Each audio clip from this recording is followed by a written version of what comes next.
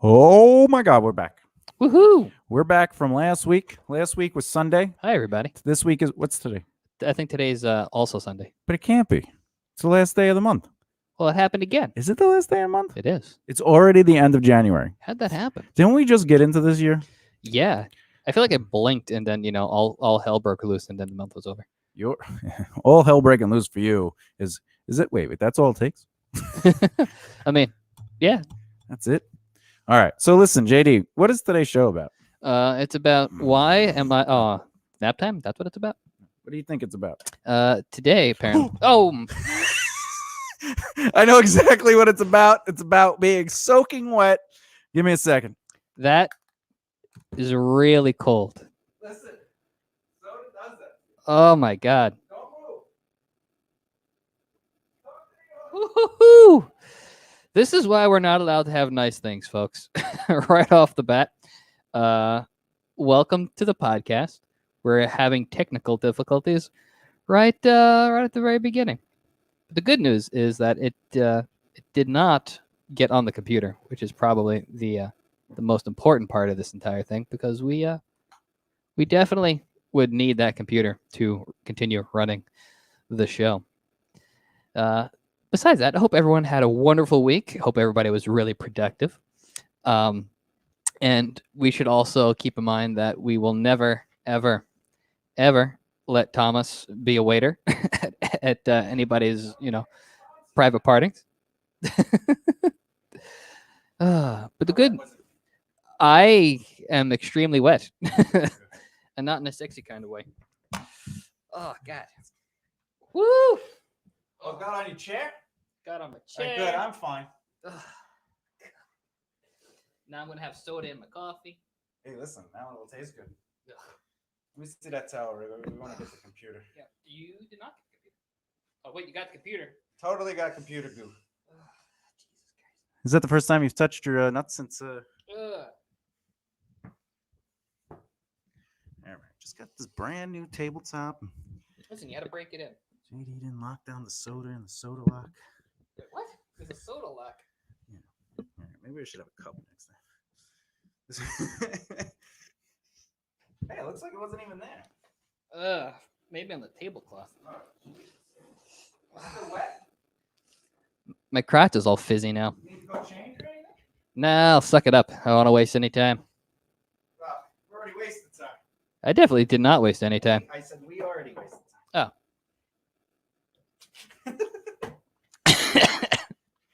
You're That's like why I'm the smarts. 5 feet away. All right, now I don't feel. Ooh. Hey, all right, we got one other issue. What's the issue? We're out of focus. We're out of focus. Let's see if we can fix that. Yeah. What the hell are you doing? All right, here we go. Let's get this over here. Yeah, look at that. It feels like. Yeah. All right. Whatever. Sit down. I'll fix that. Don't worry. Oh, There it goes. Okay. You're welcome. I'm noticing something with our shot, though. I don't know What? why it does that. What? How are you? Know what? I got it. What? There we go. Hello? There we go. Oh, grab your end so we can do it evenly. There we go. Good.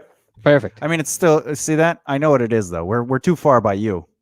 We need to be, like it needs to be more centered. But don't worry about it. We'll fix it for next time. What's with the table? Why is it wet? So, and what is this sound? This is like really brand new to us. This is really brand new. It sounds like. Oh, you know what? What? Tell me if the sound disappears when I do this. Yes. It's already gone. It's gone. I know. It's back. What? It's back. It's back? It's gone. Back. It's back? Still there. It's gone. Right. Can you see you on yours? Yeah. That's all it is. It's definitely my phone. It's your phone. How is it? Because it's an Apple. What is going on here? Crappy Apple. All right. We're going to try. You ready? Take two. What is today's show about? I believe it is about why is the question, why am I not successful as an This is flat. entertainer? Why are you not successful as an entertainer? Failing as an actor, writer, musician, comedian. Also, side note, if you shake up your Pepsi in any way, shape, or form, it will make it go flat. Especially if you throw it at your best friend. Oh, well, then we're good. Well, I didn't toss it. It kind of fell. It fell. That's what I'm saying. See, look, see this shot? Oh, that's so weird. That's why I'm thinking. I mean, if I sit like this, it's actually a good shot. But now I'm dealing with something. What am I dealing with? I'm holding. No. Don't worry, because we have to. Everything is tight on the table. Don't worry about it. But let me tell you what's happening today at the races. Whatever. You know what I used to have? What did you used to have? I used to have the angle mic that came over here, and Oh man, that'd be cool. When I used to do it at the office. And then like the ones that clip on the table? No. It was its own stand, and like I can move it around nice. It was like really good. This one's like stuck to the table. But whatever. Whatevs. Okay, so today we're talking about why that question. Why am I not successful in entertainment? People always like, I'm not making it. I didn't make it. I can't. I've tried my hardest, and everything I've done has failed. Right. So JD, what do you think it is? What do you think it is that makes that happen? I think it's a combination of things, but I think Go ahead. What do you think? Probably the most prevalent thing that affects people is the fact that they're very selfish, and I think followed up by that, it's people not taking that initial step to get started. All right. So JD's saying selfishness and lying. Let's break that down. So JD, when you first came to see me as an artist, why? I had originally come to see you because we both had a mutual friend, networking. That's not why you came. Oh. That's not your motivation. That was your inciting incident. No. You chose to You chose to react to that pinch. So you were not talking about the inciting incident. We're talking about my motivation to come see you. We're talking about the motivation to enact action based on that inciting incident. Well, the motivation I had was that I wanted to. What was that? Yeah, go ahead. As in the me, wanted to progress my career. That was my motivation. Whose career? Mine. All right. How many people were in your band? 5. And the first thing out of your mouth was mine. Including me, 5. The first thing out of your mouth was my and I.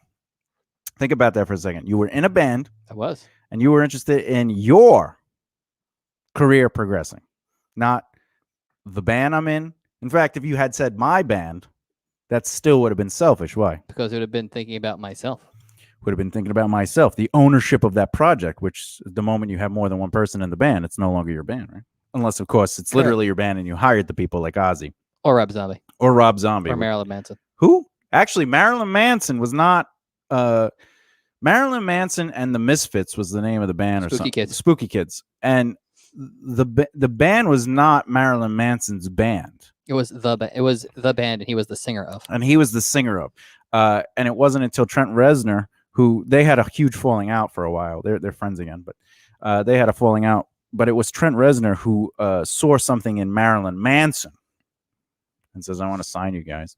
And then obviously, they released their first album, which is under Marilyn Manson and the Spooky Kids, which is under his record label. Yeah, Marilyn Manson's record label. You mean Trent Reznor's? Trent Reznor. Yeah. But it did come out as Marilyn Manson and the Spooky Kids. Yeah. It wasn't necessarily Marilyn Manson's band. It's sort of like White Zombie, and now it's a Rob Zombie. Well, technically, they're different bands. Well, they are different bands. One band thought they were actually in a band with Rob Zombie, and the other band they knew they were in Rob Zombie's band. Correct. There's also Black Label Society. But that started as a person's pet project, and then the Viking himself was like, I want to just write music for myself, because I hung out with them a couple times, and it was his band. Like, it wasn't like which was Zakk Wylde's band. Yeah, but it's still, he called it Black Label Society because he doesn't have an ego like I do, like naming the band after myself, Al Tanyan. I want people to know that it is not Tenebra. It is not a band. It is the God of all existence and his doom metal band. It's progressive doom metal. It's the God of all existence telling stories from his perspective, or acknowledging that things are happening in the world. with a doom metal band, accompanying his storytelling. Life is doom. All right. So I mean, that's true. Like Easter. your motivation was for you. It was selfish, right? Yes. But when you got there, what happened? You blew my mind. Among other things, am I right? Butter, Crisco. I blew your mind, but what happened with the rest of the band? Everyone else thought you were full of baloney, to put it lightly. Yeah, well, it makes sense because I was paying the bills on the theater, but it was. Yeah, no, that's you had. From my perspective, when we came in and we had our initial consultation with you, you were literally the first person to give us the knowledge and you came at us with information from a completely different perspective than what we were used to. Yeah. And we basically it caught us off guard. Everyone else, just because they hadn't heard it before from anyone else, was just like, this full of baloney. It doesn't make any sense. Don't listen to the guy. Well, what was the difference in information? Like who versus me versus somebody else? Like what was the main difference? The fact that you didn't put any effort on the art part of it was the biggest difference. The fact that you made it very clear there is a separation between creating art and then running a business. With proof, too. It wasn't like I was like, art has no value. I mean, the biggest proof was the fact that you were just like, hey, you guys are in the middle of doing this. You have done this, and you're about to do this. And, oh, you're planning this. And we hadn't even told you anything. We're just like, What did you guys think about that after? Because I know you didn't bring it up during the process of me being there. I know it was definitely a conversation afterwards. Did you guys talk about that? Like, how the hell did he know exactly what we were doing? Yeah, no, I definitely was like, how the hell did he know all that? And what happened? Tell me about the conversation. I don't remember. It's literally like a decade ago at this point. But nobody else saw the value in it. For me, the biggest things that sold me on the fact that you were, telling the truth were the fact that, one, you knew everything that we had done without us even telling you. You knew what we were literally planning to do in that moment. Yeah. And the fact that it's not magic powers. We went to your theater that you own. Yeah. And you did not have a day job. And the fact that you obviously are following your own advice that you're telling us, it's like, oh, he has to know what he's talking about. That's right. Like literally proof is right in front of us, and he knew what our plans were. The proof is in the pudding. Yeah, only there was no pudding, and now I'm kind of pissed. Yeah, I mean, there was pudding. You just had to go to the break room. I think you owe me pudding. I've given you a lot of pudding. Pudding. I had never gotten any tapioca. Yeah, well, you were sleeping. I filled you all up. Wait, what? The thing is, though, we got a comment. I bet you it's going to be Nate. Let's see. Man, if it's Nate, can we give him a high five? Let's see. Yeah, it is. Hey, Nate, what's up? You blew his mind as well. I like blowing people's minds. Welcome on, Nate. I love when Nate watches. Nate. I'm actually appreciative that he comes and checks it. This is like his 4th or 5th show. Yeah, like in a row. I feel like we should just have Nate like sitting with us. We should have. Let's have him on as a guest. No. I think we should. Well, we could have him on as a guest. Yeah. We could keep his mic mute. No, I would love to have him on, I guess. I think he'd be because I've watched his commentary videos on YouTube. They're exciting. They are. He could join us from his bed. It's got 1,000 views for him going, look at that. And I'm like, mother, look at him just watching this anime. No, it's very funny stuff. Anyway, so after the band decided that I was full of malarkey, okay. What do you like from the 1920s? Yeah. Okay. What really compelled you to come see me? The fact that I had been doing everything that you had said, that you had pointed out, and I'd been doing it for the better part of like 5 to 10 years and hadn't really progressed anywhere, that I figured it was worth trying a new approach. Yeah. And then you came into class and you would sit down and I would tell you stuff and you would argue with me. Then I would prove you wrong. And then I would explain why I'm right. Yes. Right. I do that to you now. Yeah. I know. But to be fair, at this point, you don't pay me now, so like I don't want to hear it. Yeah, but I help you with running the company. Oh yeah, absolutely. How's your newsletter coming today? Great. It's full of BBR stuff. What did I do today? Set up the stuff down here. Oh. And pooped, and I set up the show before I ran down here. And also, by the way, is the stuff on your newsletter about BBR solely for BBR? You're saying these are the only things in there for BBR? No, I'm just saying this is a part of the conversation. You're saying, well, I have BBR stuff on there. So in turn, but everything I do is part of growing BBR. All right. So the newsletter is in the perspective of BBR's voice. The newsletter is, in my perspective, of the voice. So the beginning of the newsletter talks about what you're doing with BBR and then elaborates on that. correct. So it has nothing else to do with anything like music Well, music or is part of what we interviews do that with you've BBR. been doing. No, it's your adventure of the music. And not necessarily it's Which it's is related okay. to BBR. It's okay. I don't care. But no. This is what we're talking about. Ah. Your newsletter isn't a selfish perspective. You're doing it because if BBR grows, you grow. So you're putting it out there for the things you're doing. You're telling people about you, right? I mean, I was also talking about the game, but all right. The game? What game? Yeah, the Sixers game. Oh, so you get nothing for that? I mean, I get joy of seeing Yeah. you do. All right, so your you're not thing. going to get any money for that. I mean, I assume that I would. So again, I go back to is there a reward for that? You know, there's always a reward. There shouldn't be a reward other than propelling the people around you. We'll get to that. Now, the other thing But that would be a reward. it's not a reward for you. If it brings me happiness, is that not a reward? A help. This is the philosophy of selfishness, trying to defend choices. Feeling good about doing something is the difference than being rewarded something for your actions. I feel good about helping people is different than I feel good about helping people and it's advancing my career, money, opportunities. If you're doing something because it makes you feel good and you don't get any of those three things, now you're truly being selfish or selfless. If you do something with the intent of influencing the other obstacles in your life and you feel good about that, that is actually a selfish act. And this is the difference between someone being selfless and selfish and the difference between a successful career and an unsuccessful career. We're going to get into that. Okay. But more importantly, who else is in your newsletter? You, me. I don't count because I'm a part of your circle, right? I'm a part of your growth, your opportunity. So who else? There's some people at NAM. Okay. Who? The people that work for Jamstick. Jamstick. Do you know any of them? Not super well. So you're not friends with them? Not super well, no. So you're not friends with them? No. That's yeah, right. So you don't talk to them. You don't really interact with them. Well, I recently just met the people. How'd you meet them? Through NAM. NAM. So Digital NAM. So why did you post their stuff? Because I enjoyed the conversation.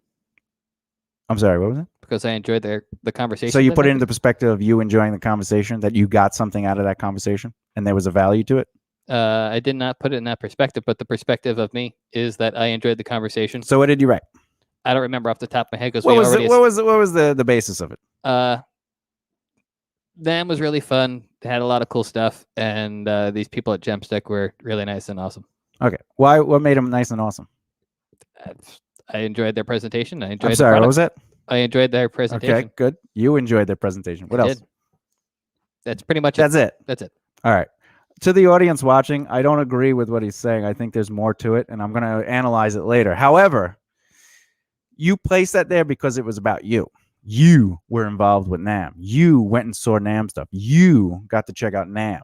It's not about NAM. If you had nothing to do with it and you just talked about NAM as something that's good for artists to get involved in, and you didn't watch anything, you didn't experience anything, it's just, here's some free advice to the world. NAM is something you should get involved in. That would be a selfless act. Do you see the difference? Would you agree? Yeah, I agree that it's selfish now? Yes, because it is from my perspective. But it's okay. It's okay to be from your perspective too. You can say, I've always found that NAM was the thing that should be sought after. There's a lot of information there. I myself haven't gone there in a couple of years, but if there's any musicians out there, I really recommend that you go and check out NAM. That's still a selfless perspective because you're talking about your experience, but you're not necessarily getting anything out of it. You didn't do anything, but you're suggesting that people get involved. I am assuming you didn't really write it in that voice. No. Right? So now that becomes what? Selfish. Right. And it's okay. But if we analyze as artists. I have a question. All right, go ahead. This is going to go back to I like this. Your lessons on social media marketing. Go for it. Which is where you constantly say. Oh, yes, please. That. Go ahead. You constantly say that things have to be from. What? An emotional adventure perspective. Correct. Why? Because you want people to be able to empathize. Yes. And how do we empathize? By having empathy. But how? By being able to relate to the feelings that are going on and whatever it is that you're sharing. It's we can relate to the feelings of the trials and tribulations of somebody, but we're not necessarily being told to be involved in their adventure. So I have a question. Go for it. How, This is good. This is one good. of those. Go ahead. It's not selfish, but go ahead.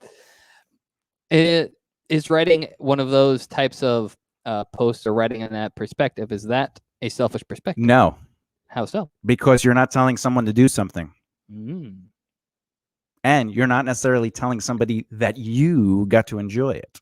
Because if you say, I enjoy NAMM, that's not the same as what you experienced with NAMM for yourself as growth. And was there a trial and tribulation aspect? You were putting it in the perspective of your involvement. You got to see it. And that is telling somebody something. That's called a push. You're pushing your agenda, which is, I got to see NAMM stuff and it was fun. It was good. But you're not necessarily talking about the adventure. There is no adventure there. It's sort of like what you posted the other day. Everything, you just use like adverbs and then like it explain what you were doing. And it's not necessarily adventure because you're still telling people what you're doing. The moment you tell people what you're doing, you're no longer experiencing the adventure. And therefore it's a selfish adventure. And I can't have empathy, nor can anyone else that watches. You cannot have empathy for somebody who is doing something. If somebody goes, I rode my dirt bike today, or I rode my BMX, or I was skateboarding, or I was writing a song, no one can empathize with that, except for maybe somebody that is a songwriter. But they're not able to empathize with it because they don't know how you were feeling. They're just going, oh, you did the thing. Yeah, how hard was it to write the song? Did it take you all day? Did you forget that you were doing or things? In your case, 15 minutes to write a 20-minute song. Wait a minute, how's that even possible? We'd have to. Anyway, that's how good I am, folks. The idea is that your adventure is not necessarily about what you're doing. The moment the adventure is about what you're doing, it's a push.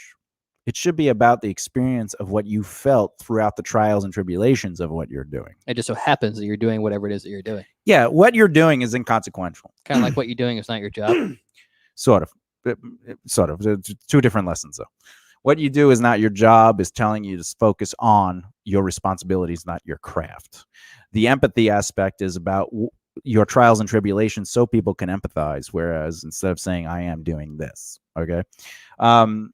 However, they do fit in the same world. If you tell people what you're doing, you're focusing on the art.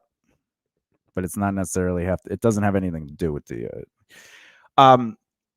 so the idea is when we post, like you did just a little bit ago, I make fun of it every time you do it. You posted us getting ready for the radio show. So in your mind, you're like, why don't I just say something weird and silly and point out that he doesn't make something up? Or you're trying to make it about something. And is that empathetic? Can we have empathy for about something? Nope. Why not? Because it has no emotional depth. Has zero emotional depth. What you posted today for our radio show, our podcast, has zero emotional depth. It's not your fault. It doesn't mean you're doing something wrong. If that's how you want to post. But you're not learning how to create empathy from your audience, and therefore you're not marketing correctly. Empathy marketing is all about the adventure, and it's hard for you to understand the adventure because you're focused always on what we're doing or what you're doing. And the moment you focus on, is it wrong? Selfish. What you do is about you. It's like the conversation we had about your music. I always like, you're doing the music for you, not for BBR. And you're like, but BBR will get something out of it. But you're not doing it for BBR. You're doing it for, which is, by the way, okay, this is not a complaint. You're doing the music for you. But the excuse is, well, BBR benefits from it. But that's not why you're doing it. And that makes it selfish. Selfish, right? I would love to be a shellfish. Now, this is the thing, though. Once you decide to start marketing your album, that's selfish. When you posted the video of you going, I forgot to record a song today. Is that following your empathy, your adventure? It is not. It is not. You're just telling people what happened. I forgot to record a song today. But how did you feel about it? Why did you forget to do a song? Right? And talking about that is the empathy aspect. However, all you're doing is now what? A selfish agenda to push your album because you want people to recognize your album. But what is that? Selfish. And pushing. You're pushing an agenda and you're pushing a thing. That's the problem with being an artist. We think our thing is the most important. So now you're pushing an album. Does that make sense? It does make sense. But you do it all the time. Okay, because that's what artists do. They push their selfish agenda. So how do we make that selfless? How do we make an adventure selfless? By creating empathy and not focusing on the thing that is going on. That's right. If we focus, well, not we, the royal we. If we as artists focus on, Can I get a little thing anytime you say the railway? Just like hold a little sign of like a crown or something. I just want a horn to go. Buy horn. Could afford it now. I just realized something. What? Where You don't are have your bell. bells? Well, my bell sits upstairs. Your bell is over there. What the crap? It's on the shelf. It doesn't want to get sticky. Yeah, well, good thing. How do you represent a post about what you're doing to maintain that empathy? You focus, or I would focus on the emotions or whatever it is that I'm feeling or what's physically going on with me in the moment that, something Correct. happens. So instead of saying like, say going back to the I forgot to record a song. Yeah. I could be like, I'm sitting there happy, happy as a clam. Yeah. That I'm ready to move on to the next step. And then suddenly my heart decided to try to burst itself out of my rib cage as I realized. I don't know what any of this means. Trying to explain how I physically felt. That's telling. Telling someone that you're angry. Trying to show. You're not, though. You're using metaphors. I could just take a picture.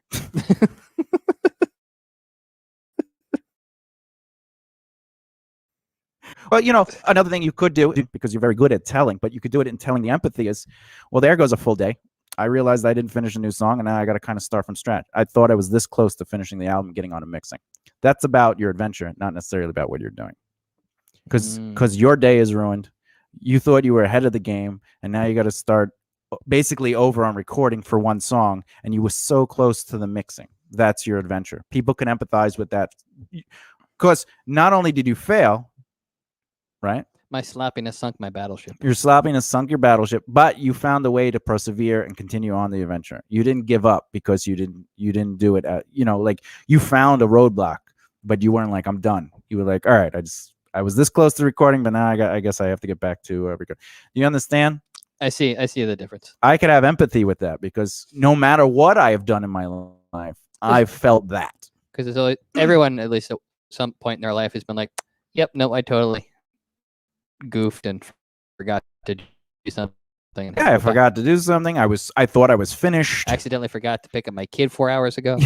Good job. Good job, Jimmy. But that is a selfless post because it's introspective. Not that it always has to be introspective, but I'm good at introspective, but telling people. Yeah, you go. I didn't finish. I forgot to record a song today. I recall it. That's you telling somebody. I forgot to record a song today. That's literally telling. But if you talk about how you forgot the song or how I felt, but without saying you're angry or disappointed with yourself, but the disappointment is like, I was this close to finishing, I was this close to mixing. Missed it. That statement is the disappointment. And that's the adventure. That's the emotion. Showing. That is the showing. I was this close to finishing, but now I got to record this whole song from scratch. Right? Mother. So basically what it's saying is, oh, wow, you're working on an album.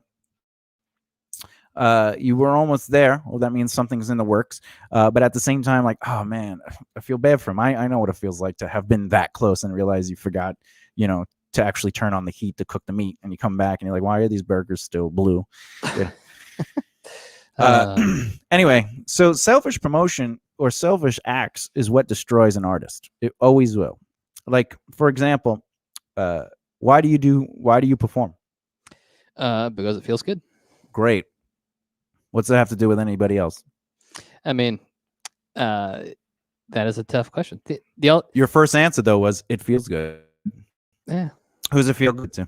Well, if you're the one performing, it would hopefully feel good for you performing. So that's why you perform. Also feel good for the people who are there to enjoy. You can't dictate what they're going to feel, and that's still selfish. I said, hopefully. That's still selfish. Why? Because you want them to feel good. Because of the performance. Whose performance? My performance. Oh, not anyone else's? If there's other bands on the tour package, then yes. So you care about how the other bands make the audience feel. You have no intention of doing better than them, nor do you care if the audience likes you more than they like them. I mean, I used to. I just like going up and being on stage. So you like being on stage? I do. So if somebody offers you a chance to play on stage or give somebody else an opportunity to play on stage, what would you pick? If it's a friend of mine, I would. No, it's a stranger. No. I mean, like, Are you asking if like a stranger asks me or like someone I know to be up on stage I'm playing on stage.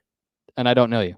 Now, you know me. Okay, I know you. You're about to get on stage and play with me. Okay. But some stranger goes, "Oh man, he called you up, but it's been my dream to play with this band. Can I play with him I'd probably go up on stage and play?" with you. Yes. Okay. See, that's why that's a selfish act. And that's how someone fails. Because what does that tell you about your brand that you represent as giving? Mm. Are you giving? In that situation, I am not. At all. But that's how artists think. Every artist that I have ever met that has failed thinks like that. Every artist that is successful helps somebody out. You always hear of stories about how like Dave Chappelle helped me out. Kevin Hart saw me that I was homeless and he gave me money. I never had to pay him back. He helped me get out of my car and started taking me on tour with him. How often do you hear about nobody people, failed artists doing that? Never. Now you might hear somebody say, well, they have the resource to help somebody get on homeless. But it's not about what you have. It's how you use what you have. Because it's not always about things. If you could give money to somebody, great. But if you can give time to somebody, amazing. If you can help somebody with a referral or a service or a resource, that's still the same as helping somebody financially get out of a situation. But artists think about themselves before they think of anybody else. And the hardest thing for me in this world, especially doing anything, is that I see that. And I hate that I see that. Once I saw past the curtain of psychology and like started understanding and really studying human behavior and tact, the art of conversation, like that I could break that down, right? Yes. I've watched you do it in real time. It's terrible. I've watched you break it down. I've watched you break down a conversation before a meeting, before we even walked into the meeting. Well, because people are the same. There are like 13 people in the world. You mean personalities? There's 13 personalities. Because I think the population is definitely more than 13. You know what I mean? And the motivations and why we do stuff really come down to A or B, right? A is selfish, B is selfless. We're either doing something for ourselves or something to help. That's it. It's either for us or for somebody else. Now, if you help somebody else for yourself, that's still selfish. Right? Yes. So how do we help people without gaining anything from it? Well, without the intent to gain anything from it. Just by being a good person and training yourself to be giving and not think that way. So how do you do that? Well, I assume the first step is to tell yourself that you should start doing this and then start enacting, Well, the first, let's break you down. So you want people to listen to your music, yes? I would like it. Why? Well, I mean, you already said I would like it. You want to do it because you would like it. Pretty much. It would make you feel good. It would. So we already know that album's going to fail. Why? Because it's about you. It is. It's not about your audience. Not that you should be writing music for your audience. I should write music for myself, because how could I be proud of anything? How can I say that I'm proud of something if I don't 100% feel that I am actually proud of something? Yeah, exactly. You have to, if you're going to tell anyone to like anything you do, you got to at least like it a little. Or it's just a weird, like, look, I know this. It's like when people go, listen to my album. It's not the greatest recording. Why did you give it to me? Hey, read the script. It's not edited, but just let me know. Well, why would you give it to me? To your point, yeah. I definitely see your point with that. With that, with the whole, like, the people that go, hey, here's my album, here's a recording I did. It's not the best, but like, enjoy it. Like that. I have done that. I know you have. Of course you have. I used to do it before I was smart. Because there came a point where it didn't matter. It did not matter how good. Once one of my mentors said, I signed this band, and I was like, off that? They were like, yeah. I was like, music doesn't matter. And he went, absolutely. If you think music makes you money, you're in the wrong business. Agreed. Because music's not what makes money. Right? Because if that's the case, how many people do you know who make music? A lot. And how many of them have money? From music? Yeah. Not a lot. Because music doesn't make money. Correct. The same as acting doesn't make you money. Writing doesn't make you money. Directing does not make you money. The thing you do will never, ever make you money. And then people say, but that's not true. Because when I act, they pay me. but they didn't pay you because you acted. You didn't get that opportunity to act Because you were acting. because you're acting. They were Like- like, "You're an actor, right? Yeah, how'd you know?" Well, I saw you acting in my head when I walked past you, and I was like, "You're an actor. I'm going to hire you." And I'm going to act out saying, "You're crazy, bye." Yeah. But there's so much involved in how that happened. Well, there's a bunch of stories of people who got started in acting and had no intention of acting. Well, I mean, if you're going to say Matthew McConaughey, that's not necessarily true because he went to school for directing and storytelling. And it just so happened somebody was like, "Hey, you're my friend. I'm doing this film. Would you like to be in it?" He said, "Sure." And he was like, "I like acting too." But he was interested in becoming, he actually gave up I believe it was either a lawyer or a doctor position. And he told his father, and his father says, I think it was a lawyer. it might have been a lawyer because I think his family is filled with lawyers. And his father says, "Is this what you want to do?" And he was like, "Yes, yes, sir." And then he was like, "All right, well, then do it 100%." And then he let him, well, not let him, but He supported him. he supported him leaving college, law school, to go to a film school. And, but again, he wouldn't have gotten that role without his friend saying, "Do you want to be in this?" And his friend was the director, and could he have gotten out of the audition? Probably. Who knows, right? However, he didn't audition for it. But if you audition, how'd you get that audition? Not working. No. You just act. He was acting in his room, right? And then the next thing you know, he was teleported to the audition room. And then as soon as they saw him, they were like, "Of course you're casted." You know what? I actually have a funny story about that. Yeah. I just woke up one day and I woke up and I was here and my penis was dancing on the end of the bed with a top hat, which is awkward because I didn't think it would be here that quick, but Amazon's amazing. yeah, I'm just Please surprised sponsor us. how it knew the song "Hello My Baby, Hello My Honey." Hello, my baby. Hello, Hello, my my honey. honey. Hello, my sweet time girl. Anyway, do you understand what I'm saying, though? I do understand what you're saying. Now, with that said, though, how do you market your stuff? Like, because you obviously want to make money off your music, right? I want to make money by running my business at this point All right. So then, because I already understand that music is not what makes me money. so then, why do you tell people about your music? Because I still fall into those bad habits, That's right. and I also feel extremely awkward posting about anything on social media, and I think that is what keeps me from progressing. Probably. Now, the moment you talk about your music, you're selfish and you're failing. But the moment you talk about your experience recording, now people are following your brand. You cannot follow a brand's voice when you talk about the things you do. Because the things that I do are inanimate things. Well, no, because you could replace it with anything. Yeah, it's an inanimate thing. It doesn't have any emotional weight unless you have. Well, it's not inanimate. What if I'm acting? I'm acting today. That has motion. I'm acting today is pushing. It's selfish. I'm acting today. I'm acting, which means you're not acting. Right? Here's another question. How many people have you ever... it's getting a little blurry. Let's. Oh, there we go. There you go. This is something I want you to do, and the audience could do this too. Thank Next you. time you meet somebody that wants to work with you, ask them if they're a team player. Go, are you a team player? I already know you're not a team player, by the way, because of what the answer you gave earlier. But I'm going to show you the process. I do this to everybody, All and right. I have done it to you. I will say yes for the sake You've of already it. said yes, my friend. All right. Are you a team player? Yes. Great. All right. So I have an opportunity to sign a band, and I know you're in a band. Can you tell me 3 bands that you think are better than you that are unsigned that I should sign before you? Definitely Altanian. Seriously. Seriously, definitely Altanian. I already signed Altanian. Oh, right. Let's see. What's another one? And by the way, it wouldn't count because I want you to play guitar with me. Wait, So what? that wouldn't count because I want you to play guitar for me in Altanian, which means that's selfish.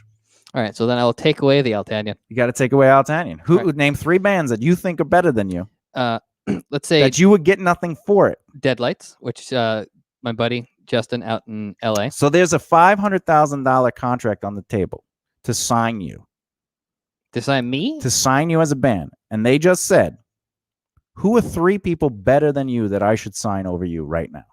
Well, definitely Deadlights. All right. So you would let Deadlights get signed before you? Yes. Seriously? Yes. All right. What do you get out of it? Nothing. All right. In the contracts, it says you can't do anything with that band. You can't tour with them. You can't work with them, and you can't write music with them. Do you still take it? I can still hang out with them like side, can I? You can hang out with them, but Fine, you cannot work with them musically. Okay, fine. The Deadlights. All right. And who else? Red Devil Vortex. Great. Who else? Let's see. It's another one. I could say Reign of Fear. Great. Now call them up. Ring, ring. All right.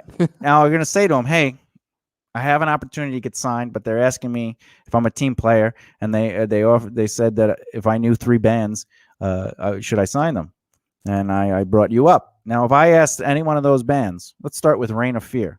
If I said the Reign of Fear, the same thing. Hey, I'm looking to sign team players. Are you a team player? They would say yes. They would say yes. Then I go, can you tell me 3 bands that you're not involved in that you think are better than you that I should sign before you? Before I answer this question, who is answering the phone from Reign of Fear? Any one of them. The whole band. The whole band. I feel like certain personalities in that band might say that they should get the deal. I think all of them would do it. I think all of them would take the deal. I don't think, but they wouldn't get the deal. Why? Because they would be selfish. Yeah, and I already know that you would not do that because you already said I would not let a stranger on the stage to play his lifelong dream to play with Al Tanyan. But how do I know that that person's lifelong dream was to play Doesn't with Al matter. Tanyan? It's not about, because you're comparing your desire, your selfishness to what they told you. Now, the other thing is lying. If they are lying to you, that's going to damage their career anyway, right? So Yes. You're supposed to trust people. And if you trust somebody and it turns out they are a liar, obviously you reevaluate your relationship with that person. But the idea is there's no way you would have mentioned those 3 other bands in that situation because of previous behavior. Interesting. Because in this conversation, in the less than an hour, you already answered this question before. But how is it the same? How is a Team player? How is a complete stranger that I've never met, that Correct. no one has ever met, is the same as me supporting people that I already have a relationship Because with? you already gave the answer when you said, well, can I still hang out with them? Because you're going through a whole list of things. Because that I'm trying to get you away from them, but you keep making excuses to be near them. Because he's my friend. So you won't go hang out with Tor when they play a show? If you're saying it would Deadlights were to go around, Yeah. if Justin were to be around, Yeah. I would go hang out with him. But the contract says you can't now. All right, well then I guess I can't hang out with him when he's on tour. But if he's like, come over for a barbecue, Well, that's different. yeah, But your thing was, well, can I still hang out with him? yeah, like at a barbecue. No, because you mentioned the show. No, he didn't. If they're playing, can I at least go see them perform?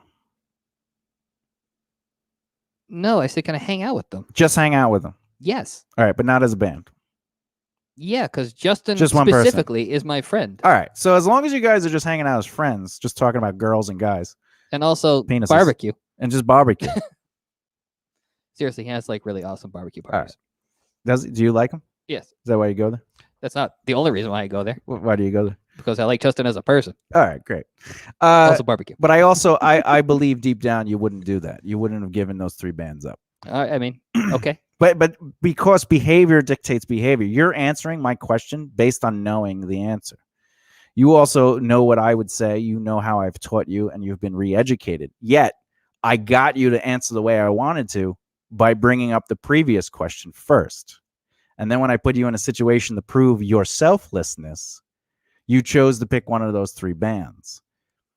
And that's the difference between I think you're not taking into consideration the fact that there was a complete stranger that I've never met in my entire life that could potentially be a crazy person and hurt somebody on does not stage. matter. It does not matter. The situation is identical. You chose for your gratification over someone else's gratification. That's the answer. A team player allows people to experience things because you know you're so good and you're a great person and you have a relationship with me that one show is not the end all be all of your experience to go on stage. So I have a question. Go for it. Would you, Yes. if that were to happen in real life and someone came up to me right before I could even clear it with you and said, can I play on stage with this band tonight? And I let them have a guitar and put them up on stage. You'd If be the okay with that? situation was, as per the question, I say, all right, who wants to come up and play with us? And you say, I do. And I go, all right, JD, come on up. And then someone else goes, oh, it's been my dream to play with them. I don't care how good they are. Why?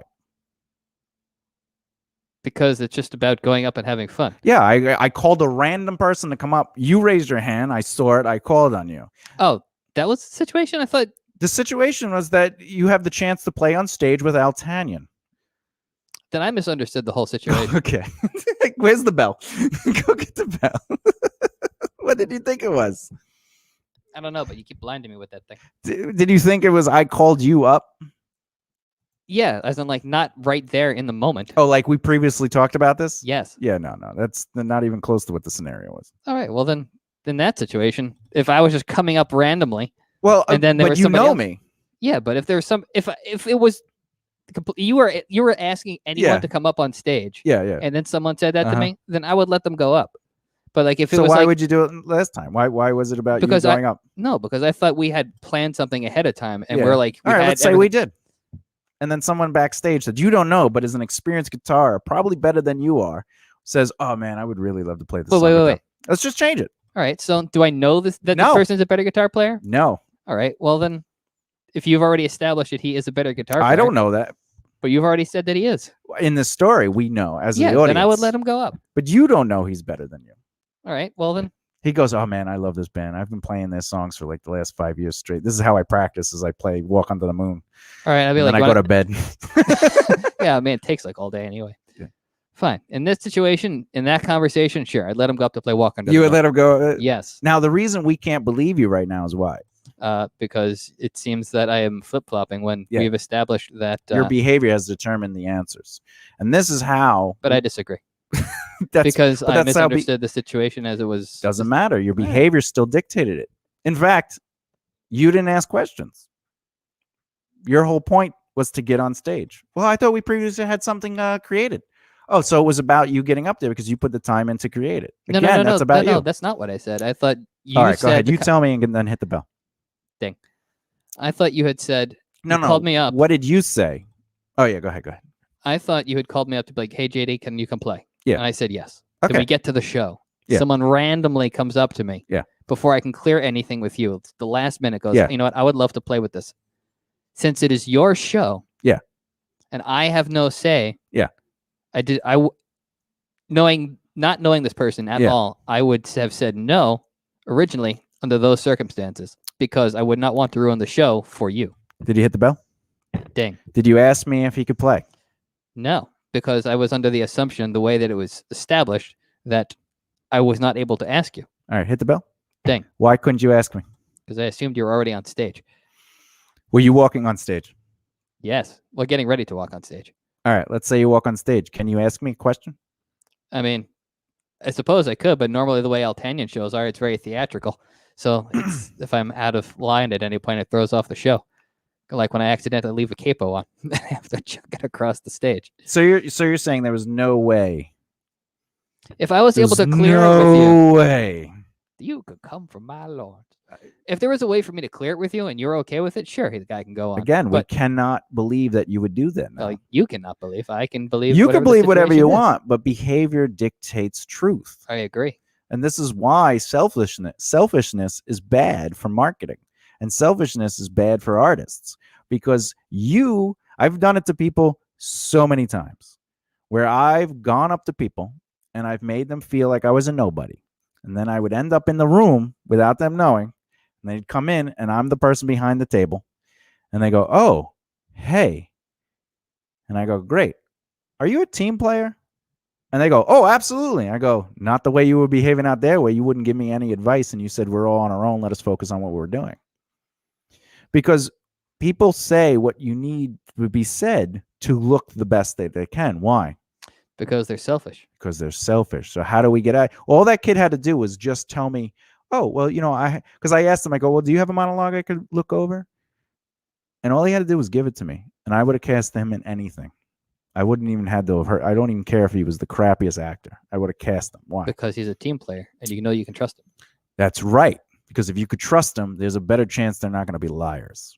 And liars are the worst thing you could do. However, when people are trying to be successful in this business, they're always trying to be successful in this business for themselves. and you can't get anywhere if you're pushing people aside to be seen. It's impossible. Think about that for a second. If you post online, listen to my music, how many other people have posted that? A lot. And it gets lost in a sea, and everyone just kind of gets numb to it because that's all they see. So when something is, a genuine experience, people are like, "Oh, this stands out," and they remember it because they can also. It's not about the it. genuine experience. You're missing the point. A genuine experience could be I had a great time playing a song that I never thought I'd be able to play on stage with, Jimi Hendrix. That's a genuine experience. Why isn't that a genuine experience? I feel like that would hit a lot more news sources because he's. I know he's dead, but I'm just saying, what is a genuine experience? It's something that has an actual emotion. No, going on. no. A genuine experience is that it's truthful. It really happened, and it's from your heart. But that doesn't necessarily not make it selfish. You can have a genuine experience every time. When you were the Goblin, that was a genuine experience. No? Yes? It was definitely some kind of experience. Was it planned? Did you not want to be there at all, ever? I did. So did you put on the mask happily, or were you like, I got to put this mask on? I put it on happily. That's a genuine experience. Yes or no? Yes. So what's that have to do with anything? That's still selfish. You got to wear the mask. You got to be the performer. You got to be the highlight. Is that selfish or not selfish? That is selfish. Right?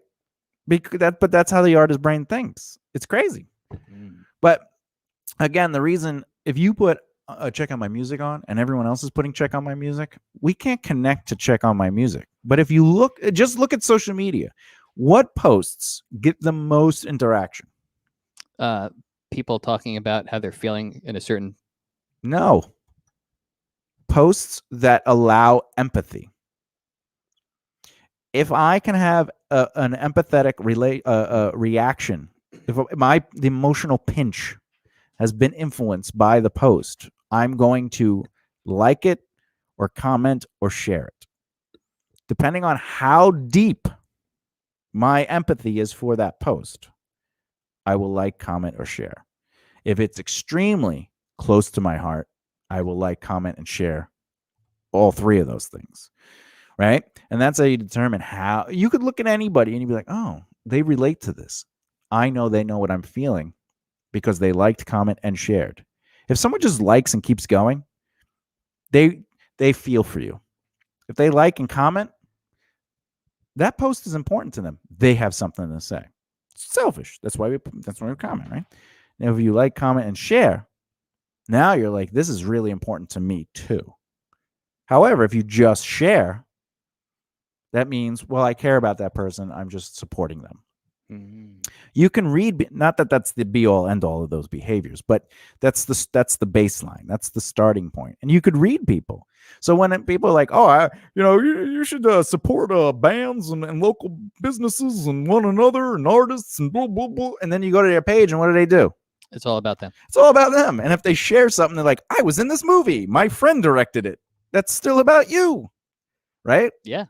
So the idea that anyone thinks that their success will come from being selfish is insane.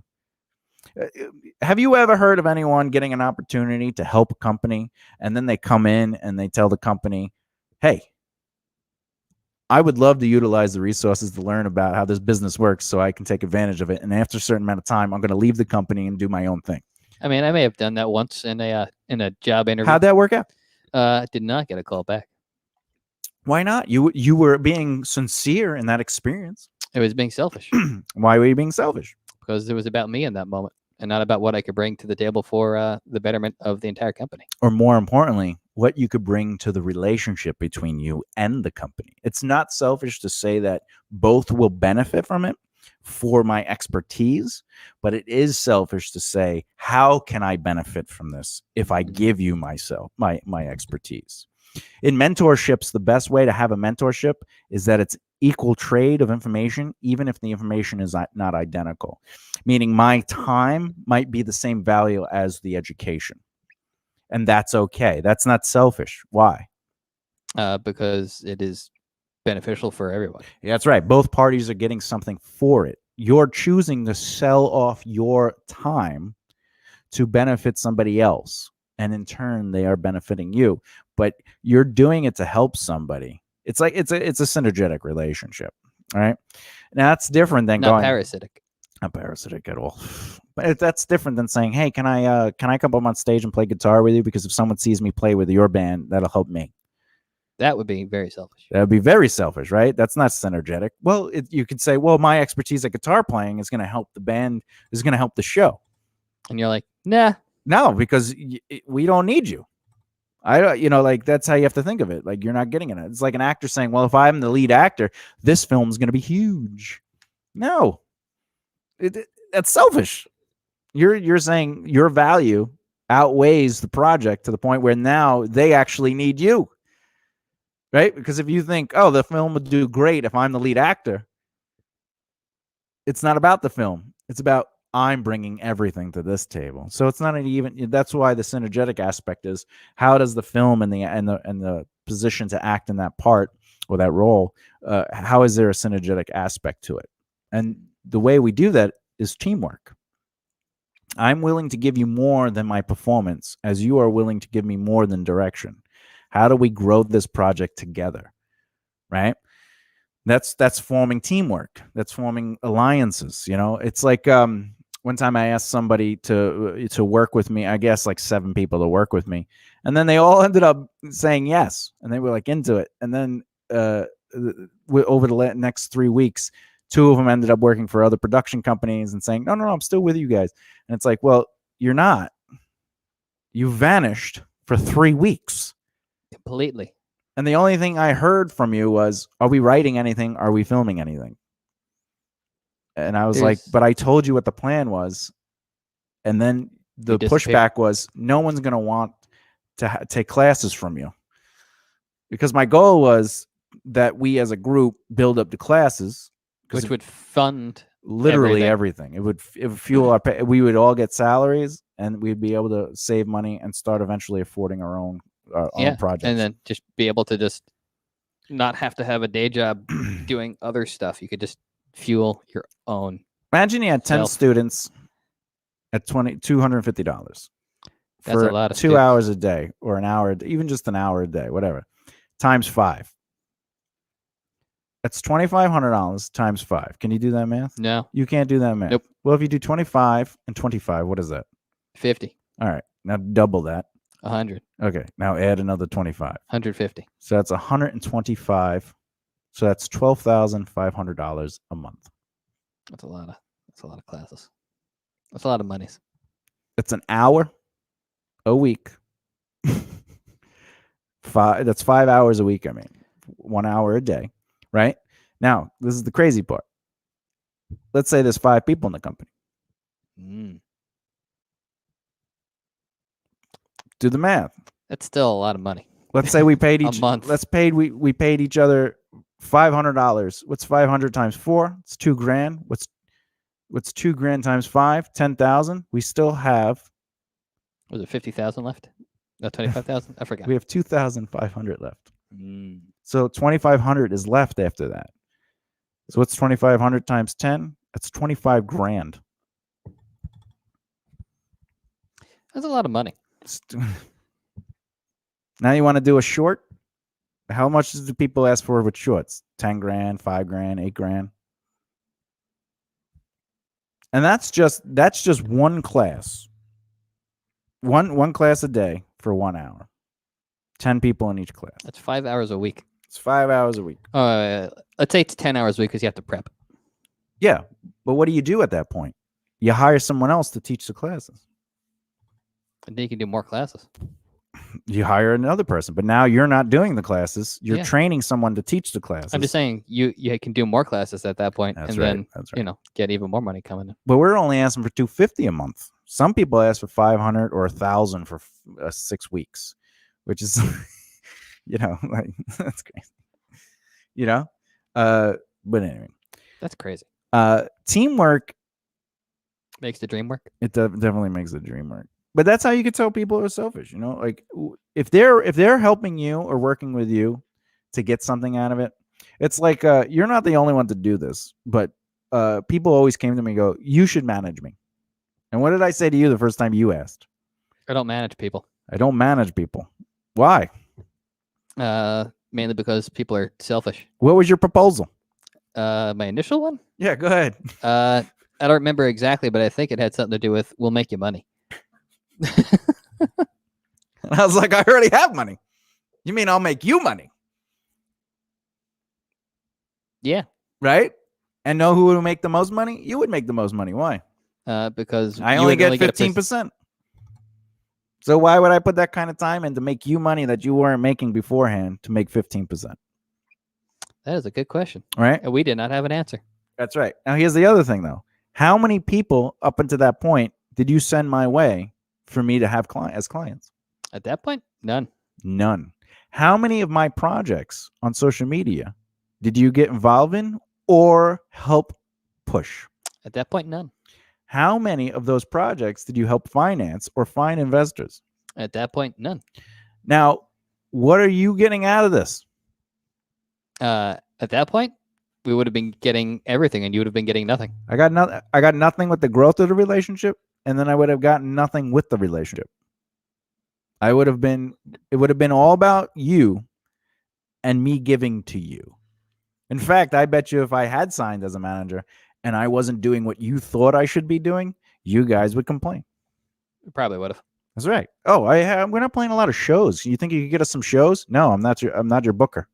Yeah, but you're supposed to be managing us. Yeah, well, you're supposed to be doing the things I told you to do, but you're not doing it. Well, we're almost finished with the album. What are you going to do with the album? Well, you're going to help market it. Well, that's not management. That's PR and it's publicists. Well, then get us a PR and publicist person. Oh yeah, can you afford $5,000 to $10,000 a month? Well, can you put that up front and then afford that, and then as we make money, you'll get that money back plus your 15%? No, why not? Because you didn't do the stuff I told you to do for people to even care about the publishing. Yep. But that's I had one guy say, "Hey, can I come in and talk with you? I have a really great idea. I want to pitch to you. It's a great opportunity for both of us." That's what he said, both of us. So we sit down. I go, "What do you want?" He goes, "I'm here to give you an opportunity." And I was like, "All right, what's the opportunity?" I'm thinking Amway, and or Primerica. And he goes, "I'm gonna let you sign my band." And I was like, "All right, well, I passed then." And he goes, No, you don't understand. I'm gonna make you tons of money." I was like, "You are? All right, let me hear this." And he goes, "All right, what's going to happen is you're going to sign us. You're going to help push and promote the album. You're going to get us the connections that you have to talk to us, to give us bigger and better opportunities." Great. How much money do you make right now? How much money do you make right now? What do you mean, like right now? Yeah, right now. How much money are you making right now with your music? Well, that's why I'm coming to you. Wait, was he older than I was when I first spoke to you? Yeah, he definitely was. That's really funny. I've had many people do that. Many of people, comics, writers, you name it, musicians, actors, and I always say to them, how can you make me money if you're not making money?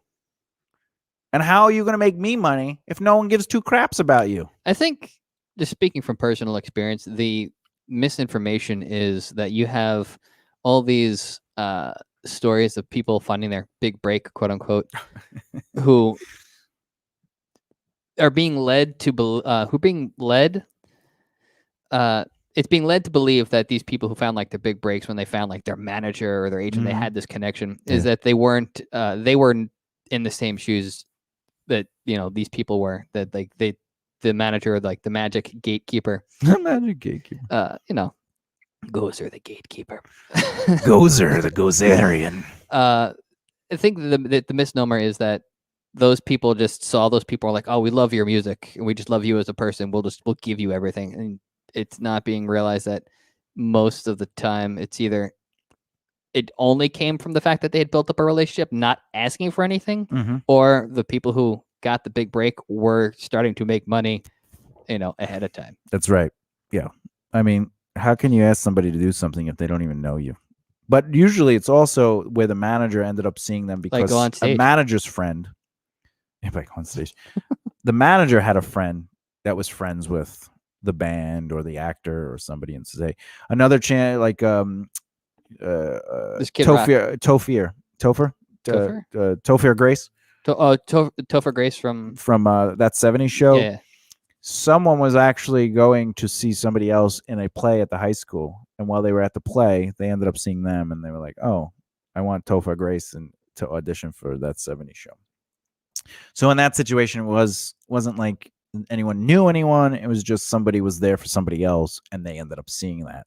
It's a rare situation when that happens. That's a 1 in a million, right? But I'm assuming that he saw the performance, but afterwards he spoke to Topher and got to know him as a person. No, later on they had somebody contact him and say, "Hey, we want Mhm. to come in and talk to you." And they were like, "We really like you. We saw you play, and you know so and so." And at first he was a little hesitant actually, but then Yeah, because if you get a call like that out of nowhere, it's like, yeah, who are you? But do you know who Bill Hicks is? I mean, Bill Hader? Bill Hader? Hader? Yeah, Bill Hader. yes. So Bill Hader, I don't know if you know, he was on SNL. Oh, what's SNL? Anyway, he got an opportunity to audition because of a friend who was also on the On cast. the cast. And Lauren Michaels was like, "Well, I'm gonna be in LA, and I know you do the thing at the Improv, so I'm gonna come and check you and your team out." And he said, "Okay." So Bill Hader and the team got all his friends to fill up the audience, and afterwards, Lauren Michaels said to Bill Hader, "Was that friends and family in the audience?" And Bill Hader's like, "Yeah." He's like, "All right, you're gonna have to audition for me again." And he's like, "Oh, okay." But like, I know bands who have done that where they're like, let's just fill with our friends. Like, but when Kiss performed, that happened where they were not their friends, and it was like their first or second show, and they were friends with a guy who was dating the guy who ended up managing them, who also was the guy who cleaned up their makeup. It was like, Fathers, uncles, cousins, nephews, former roommate. what does that make us? Nothing. Absolutely nothing.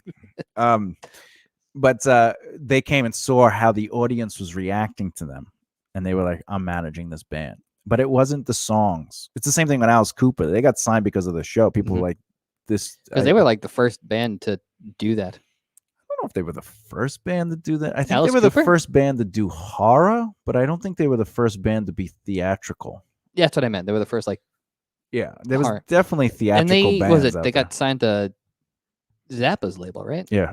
Frank Zappa actually showed up, and they were like, they showed up early, and Oh, he's yeah, like, no, "What are yeah. you doing here?" Yeah, no, they said do you have 7 it- o'clock. Yeah, 7 o'clock. So like, okay. So they go to Zappa's house at like 7 a.m. and Zappa answers the door, like half asleep. He's like, I meant 7 p.m. But whatever it is, just yes, because you're here at 7 a.m. Which is funny. I mean, that definitely. If you can get someone who's like, in a rock band, somewhere on time at 7 a.m. Yeah. They're professionals. They are professionals. Now, Alice Cooper is another example of helping musicians out. I don't know if you know this, but he would if musicians were having trouble, but he knew they were good, he would hire them to be in the band so they can like not be broke. Yeah, he did that with was it Jason Hook? I think is his name. The guy who was in Five Finger Death Punch. Jason Hook. He's in Five Finger Death Punch. He recently left. Oh, he did. Thank God. Yeah, within the last 6 months, I think. So are But they Four Finger Death? they are now. All right. No, I think they got a replacement. They got a They got a new thumb. they got a new opposable thumb. All right, but thumbs aren't fingers. But Jason Hook is a serial session player, and I think he was with a pop artist who had recently decided to no longer do it, so he was out of a gig, and people I think Alice Cooper had seen him prior and was like, "Oh yeah, that guy." No, he signed. No. The guy you're talking about was already playing with Alice Cooper. No, that's what happened with Jason Hook. Jason Hook was playing with Alice Cooper. Yeah, but he got the Alice Cooper gig because he ended up leaving Alice Cooper to play with Five Finger Death Punch. Yeah, no, I'm not talking about Five Finger Death Punch. I'm talking about he got the Alice Cooper gig because Alice Cooper had previously seen him and had played known with him Mandy Moore. And Mandy Moore decided that she doesn't want to do it anymore. So because she wanted to focus on acting. Yeah, and then Alice Cooper was like, "Oh, you need a gig." Oh yeah. But while he was in Alice Cooper, he left because he was like, "I'm going to go do Five Finger Death Punch," and and Alice Cooper's like, "You have my fun." blessing." Yeah. Amen. Amen. 4. Yeah, he was like, "I got to go play golf anyway." He's so good at golf; it's ridiculous. Well, he him said, and Bill Murray, excellent golf players. That's really funny. Well, he said that like playing golf is what helped him get clean, right? Golf and God. golf, God, and what's another Golf. G word? Girls. Sign me up. Giggity. Giggity. How many people have you experienced in your existence, other than me, who is selfless in their careers that are unsuccessful? That are unsuccessful? Yeah. Nobody. Now, how many people do you know that are extremely successful that are selfish? Personally? Yeah. And when I mean extremely successful, I mean like they make decisions for other people. They're at the top of their game. They don't need to get hired. That are people that are successful that are selfish. Yeah. I'm talking like me. If I was somebody, I would be a producer, right? So I make decisions. Like that kind of level. You know, somebody like And I feel like I know one person who is successful and extremely selfish, but I will not say names. you don't have to say names, but are they in a band, or are They've previously been in a band. so they're no longer in a band? They're no longer in a band. What do they do? They do a lot of behind the scenes stuff. So like management, producer. Management? Oh, they like produce music? Like a film producer or produce music? Yes. I don't know what that means. They do both. Oh, they do both. Oh. All right. Well, I don't think he's successful. I know who you're talking about. And the reason is because everything he does is for himself. So if you're saying his level in his career, he's not successful. And the reason is because everything that he makes money on is just his stuff. Well, it's not his stuff. Or you're saying his perspective makes it his stuff. Things that he's directly. Yeah, like it's his stuff. Like he's not going, "Oh, you have a project? I'm going to make you money with it. I'm going to help you make money with it. I believe in you." It's how do I get involved in this? How do I have some ownership to it?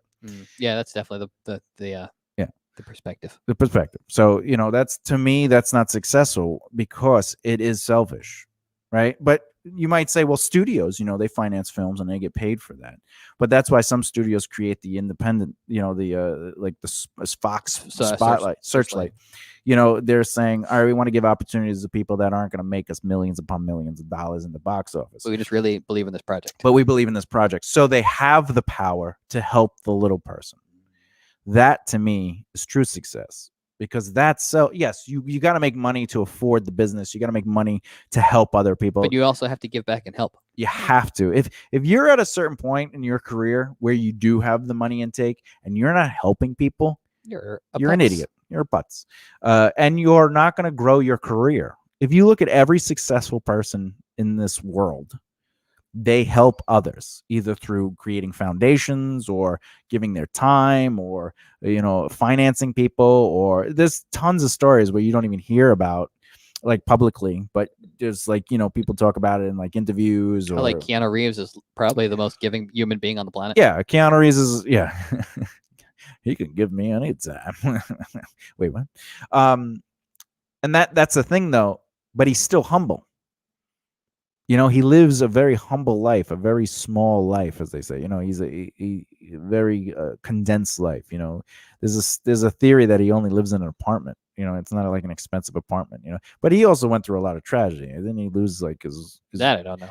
Yeah, someone died that was having a kid of his, and then I think his sister died. I don't remember the exact details, but he's been through a lot of tragedy. He almost died himself. He was in a car accident. Really? That's how he has that scar in his stomach. I didn't realize it was a bike. It was a motorcycle accident. Yeah, in the Matrix, you see the scar going up his belly. Oh, I don't remember, but I assume that it was just like effects stuff. Yeah. Let's give him some scars. Ooh, scars. Anyway, do you have any questions? Not at the moment. Well, that's selfish of me. Okay. It's crazy that your phone makes that noise. What do you think it is? Let's see. Let's check. Radio waves. Magnets. Radio waves. Radiation. Look at me. All right. Beep boop. Anyway.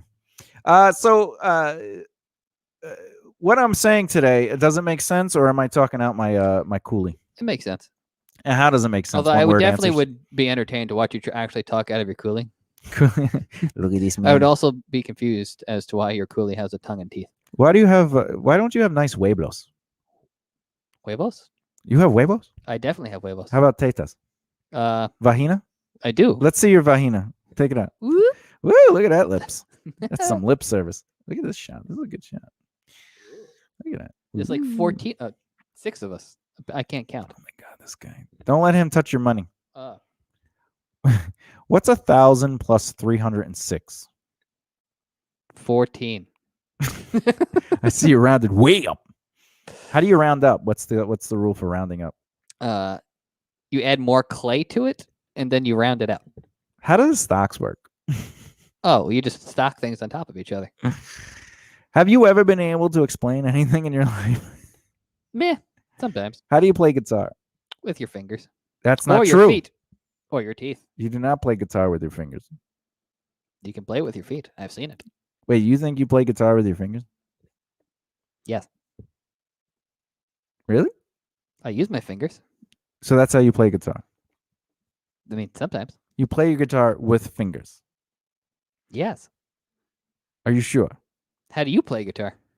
Well, between the complications of creating the electrical movement from your brain of creativity through your arms and your shoulders and your back, while allowing the weight of your energy being dispersed either on your buttocks by sitting down or standing up with your first foot forward, you're allowing your balance, your brain, and your hands to articulate some sort of movement of electrical currency to allow your fingers to articulate the musical arrangements. However, you're not playing with your fingers.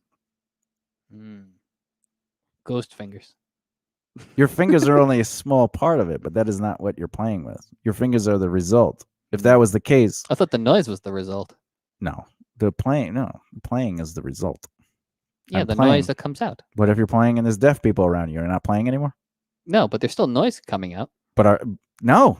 Actually, look it up. I want you to look this up. If a tree falls in the woods, it doesn't actually make a sound. Why? I don't know. Because scientifically, a sound is only made when it's heard. There's no proof that it made sound. So they've actually studied this, and they've come up with the theory that if you cannot hear it, there is no evidence of sound.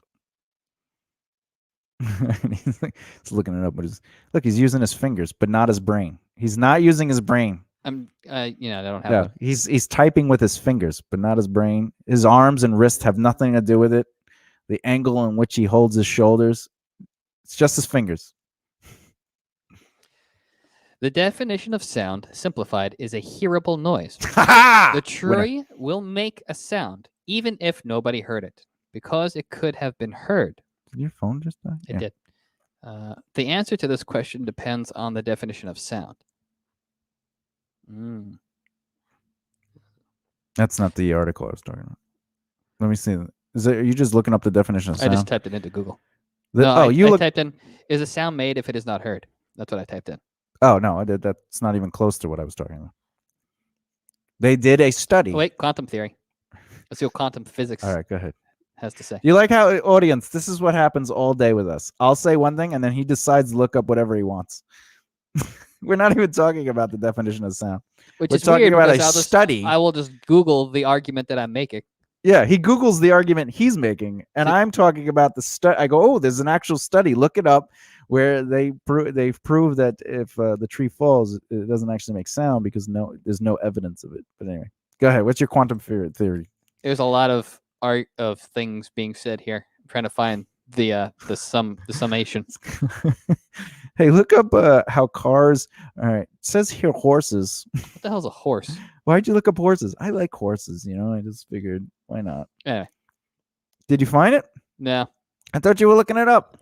There's a giant article that I'm not going to sit here and read. You don't have to. That's the quantum physics article. I'm saying look up the study to prove a tree does not make a sound. Study to prove a tree does not make sound when it falls. Yeah.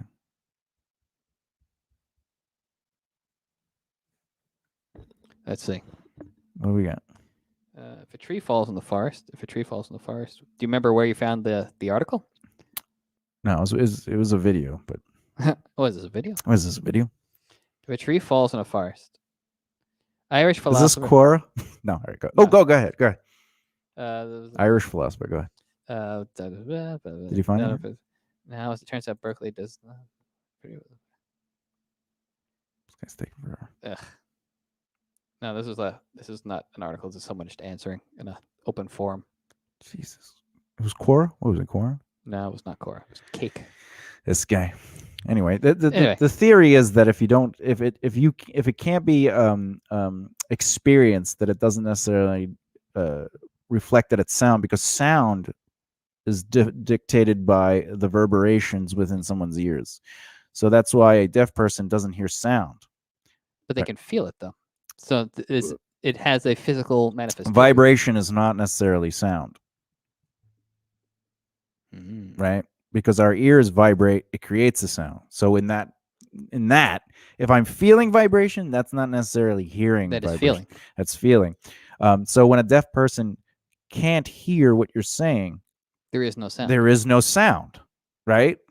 So sound by itself is only heard. So is sound therefore just a perception per person? I don't know if it's perception. I So think let's say if we you had a hear third it- person here. We'll call them Tim. Okay, Let's say Tim. Tim was here Someone called me Tim. and he's deaf. What?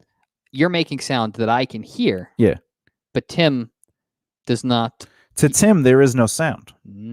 There is zero sound to Tim. But you're saying that sound is not Sound does it- not exist for Tim. if you cannot hear it. If you're in space and you can hear, but then you're floating around in space and you're trying to scream at the top of your lungs and you can't hear because there's There's nothing for it to vibrate off of. So then there is no sound, but you can hear. So, but you can't hear your mouth. You can't hear your words because there's nothing to vibrate off of. So therefore, there is no sound in space. But how can there be no sound in space if sound exists? Because sound has to exist under certain. No, sound is heard. That's it. If you can hear it, it's a sound. If you can't hear it, there's no sound. That's why there's no sound in space, even though you can clap your hands. But it doesn't mean that you'll hear the clap of your hands. Because the waves aren't vibrating off of anything to get to your ears for you to hear it. So the study was suggesting that, yes, if you were there, you would hear a tree fall. But because you're not there, you don't hear the tree fall. Therefore, the tree does not make a sound. Because nobody is privy to the evidence of sound. It's the same thing as being in a soundproof room. You know those huge rooms with the cones, and you have to wear like the headphones and like the microphone just to talk to one But other wouldn't right it next to just each be other. that the sound exists? You just haven't been able to perceive How it. does sound exist if we can't prove it? In space, the sound Well, that's exists. just- well- the sound exists in space. It does not. But what do you say? How can you prove that? Actually, I'm curious. Would it exist if you were in, say, like a gaseous nebula? Because in that situation, you would be able to have things vibrate off of the gas. Let's go back to space. You're saying there's sound in space, or there's not sound in space? In an empty space, an Yeah. empty pocket of space, Yeah. there is no sound. Why is that? Because there is. Sound exists, though, you're saying. It does. There are sound waves going through space as well. Do you know how I know that? How? Because of the satellites and also the sound frequencies that NASA hears. Like the cosmos frequencies and stuff like that, they make sound, but they aren't sound. Sound is heard. That's what I'm not saying I agree or disagree, but based on the study. So you're saying that the waves are separate from what we are perceiving as sound. Sound is perceived, but the waves are their own thing. That's I don't know if perceive is the word, but sound because sound comes from the vibration of our ears. Our yeah, but eardrums. it would have to be perceived by someone in order for it to exist, is what you're saying. But you're saying the waves that are being created are separate than sound. Is that the word perceive? I'm saying that if you hear it, because the vibrations in your ears drums. Yeah, because you're saying the wave that is being created, the physical vibration is not sound. If an I didn't say earthquake, vibration. I said wave. The wave. Wave. Yeah, wave has no sound. Yeah. So you're saying the wave that is being created is completely separate than what sound is. Correct. Okay. Especially if there's a sound wave, a sound barrier gets broken. A burst of wind from the energy of the wave will push you before you hear the sound, or I believe it might be the other way around. You might hear it and then get pushed by the wave, right? So the wave itself is creating a movement of energy, that, right? But sometimes you'll see it'll go, and then you, or what do they say when you hear thunder? Tuesday, or then you'll see lightning, or whatever the case is, right? There's like because the distance of it being, It's lightning first, then sound. Yeah. Because light travels faster. yeah, and well, it's yeah. But the thing is, why do we not hear it when it happens? Because it's all relative to where we are and relate to that happening. So, are we hearing sound in real time? For us, yes, because of how. Because it took time to get to us. That's like saying we see light in real time. We're hearing the wave get to us in real time. We're not. We are not experiencing it in the moment that the original cause happens. Yeah. So for it to actually be a sound, it has to reach us. The same thing as with light. When you look in a mirror, you're actually seeing like a split second later. So I'm seeing past JD. You see the past when you like we're looking right now. We're actually seeing the past. Our brains not only have to turn it around and flip it because we actually see upside down, but it's taking a second for us to register it. And light itself takes time, so we don't see light in real time. But the same thing with sound. So we're taking it back to the future, is what you're telling me. Okay. This is JD's last show. This is definitely JD's last show. But the argument of sound it's suggesting, because you're saying there's no sound in space, but then that's taking away the fact that there's sound on Earth. How is there no sound in space if there's no sound on Earth? If Earth has sound, wouldn't it go into space? Because sound travels. It just continues to travel. So then therefore, when the tree falls, it does make a sound. It doesn't make a sound. Because I'm saying because you said there's sound on Earth, but there's no sound in space. Because your argument is there is no sound in space, but there is sound on Earth. Right? That's what your argument is. Correct. So how come there's no sound in space if there's sound on Earth and Earth makes sound? Because the waves are vibrating.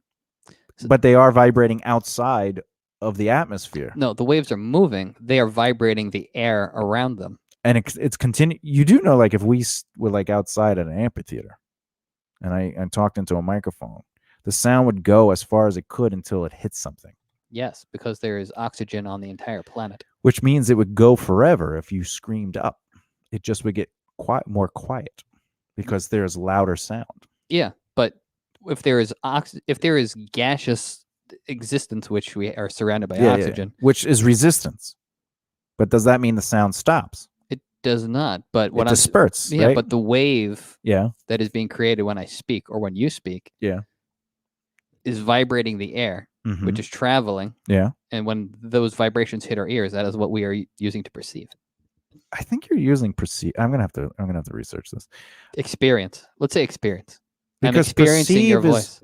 Perceive is what you identify with, like what you're acknowledging. You're perceiving reality. Oh, well, I'm acknowledging but you're not perceiving a sound. I think you perceive. Perceive is your understanding of the data that is being taken in. Right, well, so you don't perceive a sound, but you can perceive the knowledge of that sound, but not the sound itself. All right, so then I'm hearing. You're definitely hearing something, but if the sound, we need oxygen and the little bones in my ears to work. I don't think you need oxygen to hear. You do, because that's what's vibrating. Because you're saying a gaseous vortex in space. Well, no, might not necessarily have oxygen in it. Yeah, so I was questioning if that would allow there to be sound, because if we sucked oxygen out of a room and filled it with only nitrogen, we'd probably be dead. You wouldn't be able to hear. We would be able to hear. Okay, so it's not about oxygen. No, I was using the oxygen because we're on Earth. But I said I don't think it needs oxygen. You said yes, it does. Well, if we want to be alive, we need oxygen. Yeah, but that has nothing to do with sound. All right. Oh, so you're saying if you're dead, you don't hear anything? No. So you're saying if there's no oxygen, we're dead, there's no sound, because you said we need oxygen to hear. Yes, because we need to be alive. So if you're dead, There is a sound sound, doesn't but- exist No, because you said you need oxygen to hear. I was saying we need oxygen to not be dead. All right, that has there would nothing still to do be a with sound hearing. being created. That has nothing to do with listening, though. What? Oxygen has nothing to do with hearing them. That's my point. Is you said you need oxygen too. No, in this situation, I need Well, oxygen. you're adding the situation that you're talking about. We were alive, but Let me adjust it. yeah, please. I need oxygen and the bones in my ears in No, order to hear. no, you don't. You need oxygen air, To breathe. so you can't breathe water. No. No, No, I will die. you can't breathe water. I will die if I At breathe all. water. Go ahead, Ding. look it up. Can people... There is a liquid that we breathe. Is that water? It is a liquid, which is not an air. But if we're It's talking... not gas. It's a liquid. I'm using water as a liquid. You're saying we need air or oxygen, which is a gas. I'm saying you don't need the gas to breathe. But you're also saying you need gas and your bones to hear. Yes, because the little bones in your ear I don't vibrate. believe you need gas, though. You can hear underwater. You can hear underwater, but are you breathing? No, I'm holding my breath. Oh, so you're not even using oxygen. I mean, technically, there's oxygen in water. But yeah, no, I am not using oxygen. But you just said you need that oxygen. In this situation where we're What sitting... situation? Right- You underwater? No, where you and I are Oh, so sitting now we're right not here. underwater. You got to make up your mind with these arguments, man. They're terrible. You should debate me. I'm debating you right now. Would you like to have a debate, like a real debate? Would you No. like to do that? I'll even give you some prep time. I'll give you like a month. I won't even prep. No, because then we'll have this conversation where you take my words out of context. I'm not taking your words. I'm repeating back. I'm doing debating 101. You're saying something, I'm repeating to you, and then you're changing the answer. And that's a way you disprove somebody's point. Is you're literally saying oxygen and the bones for me to hear. And I'm In like, this so situation and so where we're that- sitting. but that's new data. All right, in this situation where we're both sitting, Yeah. I need oxygen and my bones to work. Why do you need oxygen and your bones to work to hear? Because if we were sitting here in an empty vacuum, I would probably die. Or if we were sitting here... So while in you a- were dying, would you be able to hear or not? I would be able to hear. But you just said we need oxygen in this situation if the air was being pulled out and your bones. All right. I'm just saying. Oh, wait. If there was no oxygen, Yeah. We wouldn't be able to hear? I would be able to hear because it would also vibrate off of this stuff and bounce back. No crap. So do you need oxygen?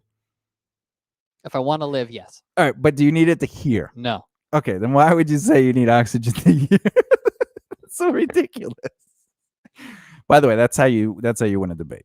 I literally used your argument against you, and that's one of the techniques. If for we're debating. outside in nature, That's nothing to do with anything. You're saying we need oxygen to hear. You do not need oxygen to hear. You don't even need a gas to hear. That's insane. all right, cool. Does that So we mean when don't. you're in space, there's no air, you can't hear? So when you're in your spacesuit, right? Which has Well, it Oxygen. has a gas in it. It does have a gas in it, yes. and the gas is the reason you can hear. No, it's because that's one of the reasons, but it also bounces off of. I think you're everything. confusing. You need oxygen to speak with oxygen to hear. No. What I'm saying Do is you need that oxygen to speak? what I'm saying is Do you- that the sound that you're making bounces off of the oxygen. Do you need oxygen to speak? Yes. All right, that I agree with. But you're saying the reason we could hear is because sound is reflecting off of the oxygen, I'm saying that it vibrates the oxygen, which is in and the that's air. how we hear it. That's The oxygen One of- specifically. not specifically, no. So, It is. but it without is the a oxygen, we'd be deaf. Is that what you're saying? What if we were hydrogen-based creatures? I mean, nitrogen breathing creatures. Would we be able to hear if oxygen did not exist? Yes. Well, how? You said we need oxygen. Are you looking it up? He's looking it up. I don't think you should do that. I don't think you should look up. Do we hear because of oxygen?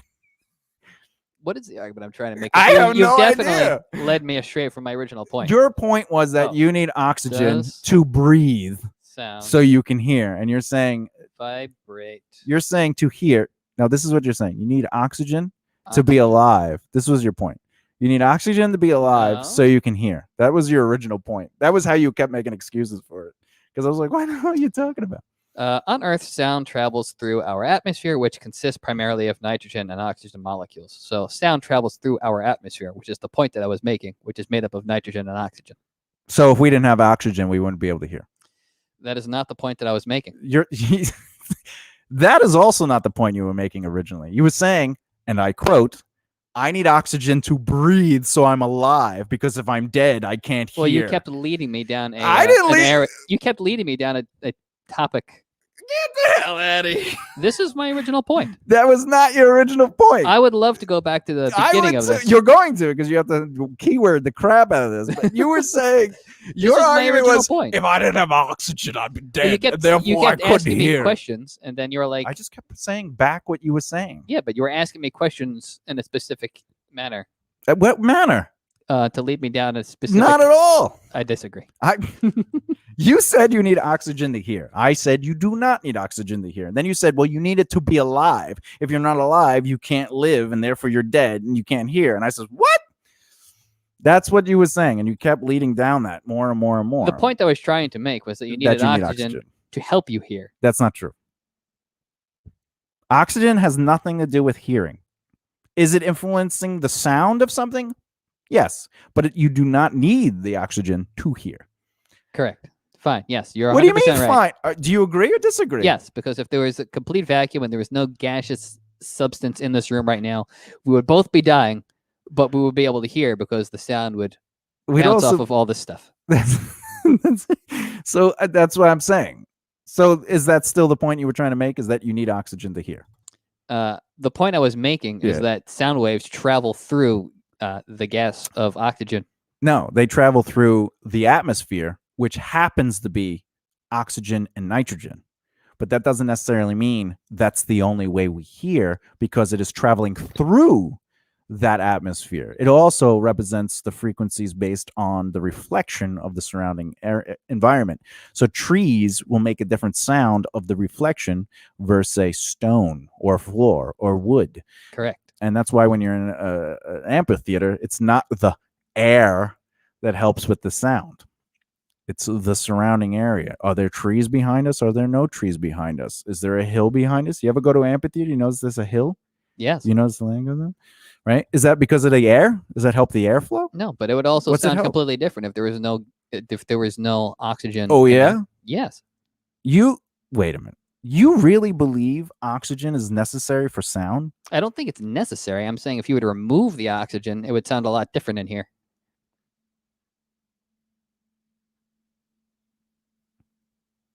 What? What would it sound like? I don't know. I've never been in a vacuum. A vacuum is different than no oxygen. Are you seriously? All right. We can look it up. Please. I need the audience to hear this. Is oxygen essential to sound? That's not what I'm saying. What are you saying? I'm saying that sound reacts and bounces off oxygen. Okay. Yes, I agree with that. So, but you're saying that different qualities of a room, of a space, outside, inside, whatever, will have different sound qualities, correct? Well, depending on what it's bouncing off of, yeah. Correct. So, yeah, but gas is different gas, right? different variables, yeah, will have different effects. Yeah, but it doesn't necessarily change the timbre of the sound. So you're saying, yes, that if you were to speak in a padded room, it would sound the same as speaking. The sound would be identical. The reverberation would be different. No, we would still hear the same sound. It just either would be multiple versions of that sound or less versions of that sound. But you're saying what we hear in a padded room, yes, is going to be the exact same thing if we were to speak in a basement. The only time that sound actually changes is if you're listening to the sound from your own head versus the sound of you listening to your sound. So you're saying the same thing you're perceiving in a padded It's not. room. You're using the wrong word. The same thing you're hearing in Yes. a padded room Yes. is the same exact thing that you're hearing. The sound is the same, but the variation of that sound changes, meaning it's either more versions of it because of the vibration, but the sound is the same. Will it be louder? Will it be multiple versions of? Yes, that will change, but the sound itself would be the same. It's when you microphone your. But I'm wait. Is this a different sound than this sound? yes, but I'm It's not. hearing something different. You're Sorry. That's right. You're hearing something different, but this sound is the same as this sound. Just one is the louder, or the texture or the timbre of that is being amplified. So you're saying that yes, the placement or the disappearance of oxygen is not going to affect what I hear. what? I think we're on a different question now. What was it? Let's finish the other part first. I'm asking you. Yeah. If there is oxygen or no oxygen, that I'm going to hear something. I'm going to hear two different things. It'll be the same. You're going to hear something different, but it's not. But the sound is not. The sound has not changed because it's going to have the same source no matter what. But what I hear is going to be completely different. I'm going to hear something different in a padded room. No, you're not going to hear anything different. The only thing that will be different is that you will either hear more versions of the original sound or less versions. So the thing that I'm experiencing when I hear is going to be completely the sound. I'm not talking about the sound. All right. So what are you talking about? Oh, the effect. Oh, that's a different question. Go ahead. Ask me. Is the effect of sound different? Go ahead. I'm asking, am I going to hear the same thing? You will hear the same sound. I'm not asking that. What are you asking? I'm asking. Yeah. Am I going to hear? Yes. The same thing. What thing? In a padded what thing? You need to define thing. I don't know what you're talking about. What's the thing? Is the noise reaching my ears? Yes, the noise is the same because the noise is sound. When you listen to chorus, like let's say I hit the chorus button, are you hearing the same sound? The core sound is the same. That's right. But what are you hearing now? I'm hearing the effect that the chorus creates. The sound is the same, but the effect of that sound is either being warped or adjusted. So without the original sound, you wouldn't hear that because the chorus or even reverb will double, or echo doubles it up. Right, or triples or quadruples, or does it? I feel like, but the sound is the same. We're having. We are. You're talking about effect. I started with sound. If we were to record a guitar, yes, and we're playing it back, yes, that would actually sound different. And we were to measure the guitar. What do you mean? If we were to measure the guitar, I don't know what that means. Use something to measure the guitar. Guitar weight? I don't. The sound of the guitar. All right. So are we talking about sound right now? Yes. Okay, so go ahead. You're saying that if we were to measure the sound of a guitar, playing, and just playing the guitar, just playing it, just the whatever the strings make sound. Let's say we will record the guitar. Yes. Playing. Yes. Then we'll measure that sound, and then we'll take that same recording that we have not touched. It is the same exact thing. And we'll add chorus to it, and then we'll measure that. You're saying that the measurement's going to stay the same. The effect, the measurement of the effect would be different, but the sound would be the same. So you're saying that even I am saying it that we will because you're talking about two different things. Effect and sound are different. If I talk into this mic, it's going to sound like this. But the moment I put effects on it, I just realized the effect changes. I realized we're having two different. I already told you were. You're talking about effect. I am talking about sound. If you play the stupid guitar, it makes a sound. If you add an effect, which would be amplification or reverb or chorus, now you're hearing an effect to that sound. But the sound is the same. If you change the origin of the sound, then what you're hearing through the effect also will change because the sound changed. So we were arguing two different things. No, I always knew you were arguing effect. That's why I kept saying sound. Sound does not change. Well, then I stand corrected. Of course you stand corrected. You believe effect is different than sound. Adding an effect to a sound will change what you hear because of the effect, but the sound is still the same. So if I talk and there's oxygen or no oxygen, the sound is going to be the same. The effect of that sound will be different. Are you looking it up now? Go ahead. Is sound the same as an effect of sound? I was looking up the definition of sound. Oh my God. Vibrations that travel through the air or another medium and can be heard when they reach a person or animal's ear. Does it say anything about oxygen? No. Read it again, please, just so we can hear it. Vibrations that Vibrations. Is that oxygen? That is not. All I right, didn't keep say going. it was. Keep going. You said oxygen was a priority to hearing, and also it changes the sound. But keep going. It affects what is heard. What It does affect what's heard, yes, but it does not. I had a very terrible vernacular It's to express the thought that I was having. You just believe effect and sound are the same thing. I don't. Well, now you don't. I never did Then why are you looking it up? because we had this conversation for an hour Why are you looking up sound if you believe that sound and effect are different? because I wasn't arguing that. Well, we argue it. I was arguing. Go ahead. What were you arguing? Apparently I was arguing that effect and sound were different, even though I don't think that's the original point that I was making. So effect and sound aren't different. They are different Okay. So then why were you saying? because you're saying that's the argument we were having. No, the argument was you were saying that sound is different with an element change, specifically oxygen. And I was saying that no, the sound is the same.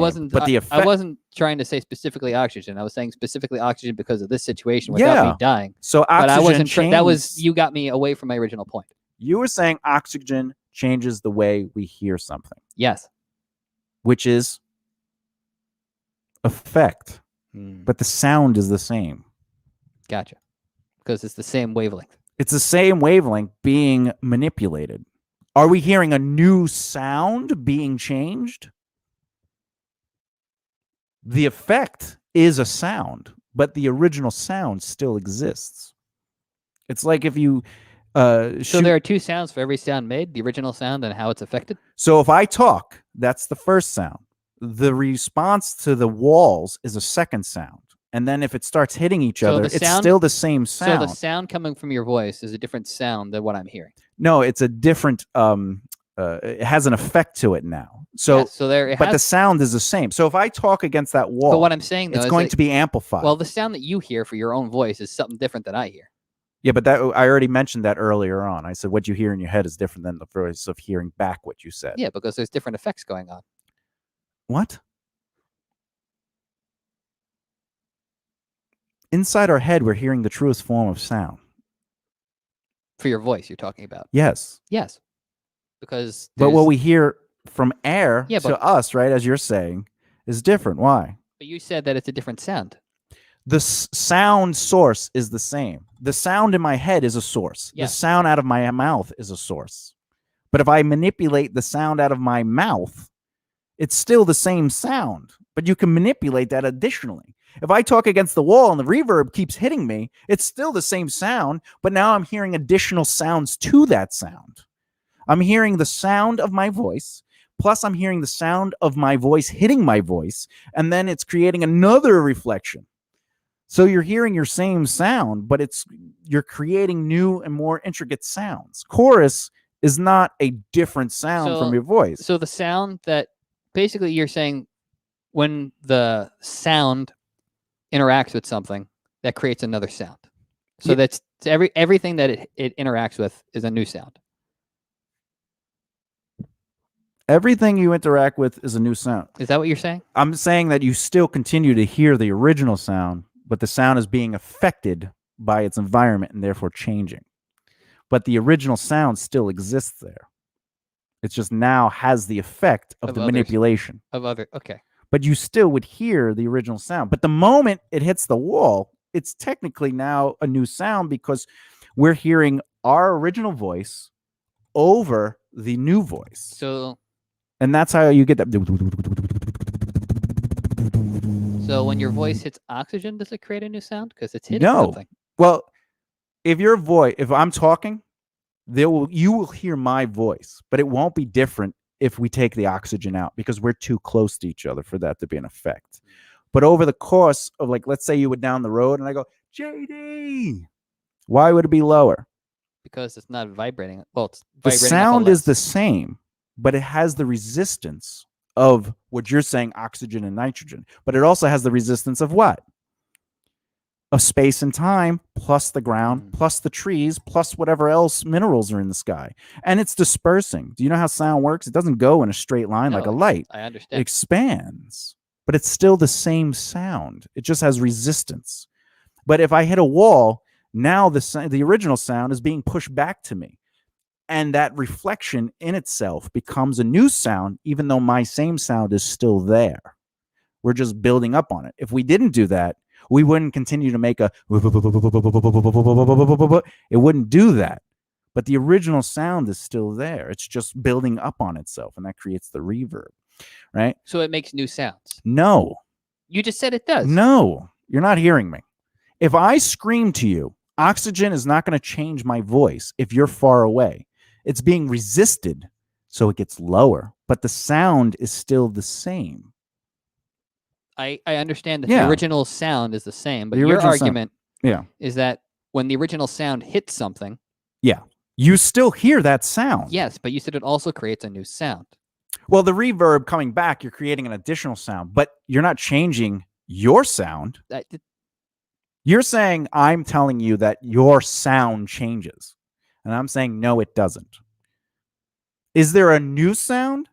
You are hearing a new form of it because of effect, but the sound itself still exists. The effect is a new sound. Yeah, but that's what I was saying about that. You're talking about effect and sound. Sound and effect are different. The sound is the same, but if I add my voice to the same voice coming back at me, that's an effect to the original sound. But are you hearing something different? Is that what you're asking? No, that was my original point to begin with. I was just using terrible words, apparently, to have this conversation go on this long. Oxygen will not change the sound of your voice, because if that was the case... It will change how it is being heard. No. That was my argument. Impossible. Okay. Then I have been proven wrong. So when I'm in the kitchen, you think I'm a stranger? No. Why not? There's oxygen. There's a variation of oxygen. There's more or less oxygen because of the distance between us. In fact, the oxygen is being... I didn't say it was going to make you sound like, but you said it sounds different. If there was no oxygen, I'm saying that there would sound different. Why? I don't know. So how can you even argue this? Oh, wait. Why is it going to sound different? Yeah, why is it going to sound different? Because there's less gas for the sound that you are making to interact off of. So like if I added, let's say, helium, it would change the sound of your voice because of how you're... But why? Is it because of lack of oxygen? It is not because of lack of oxygen. But you are replacing the oxygen in your lungs with a new oxygen.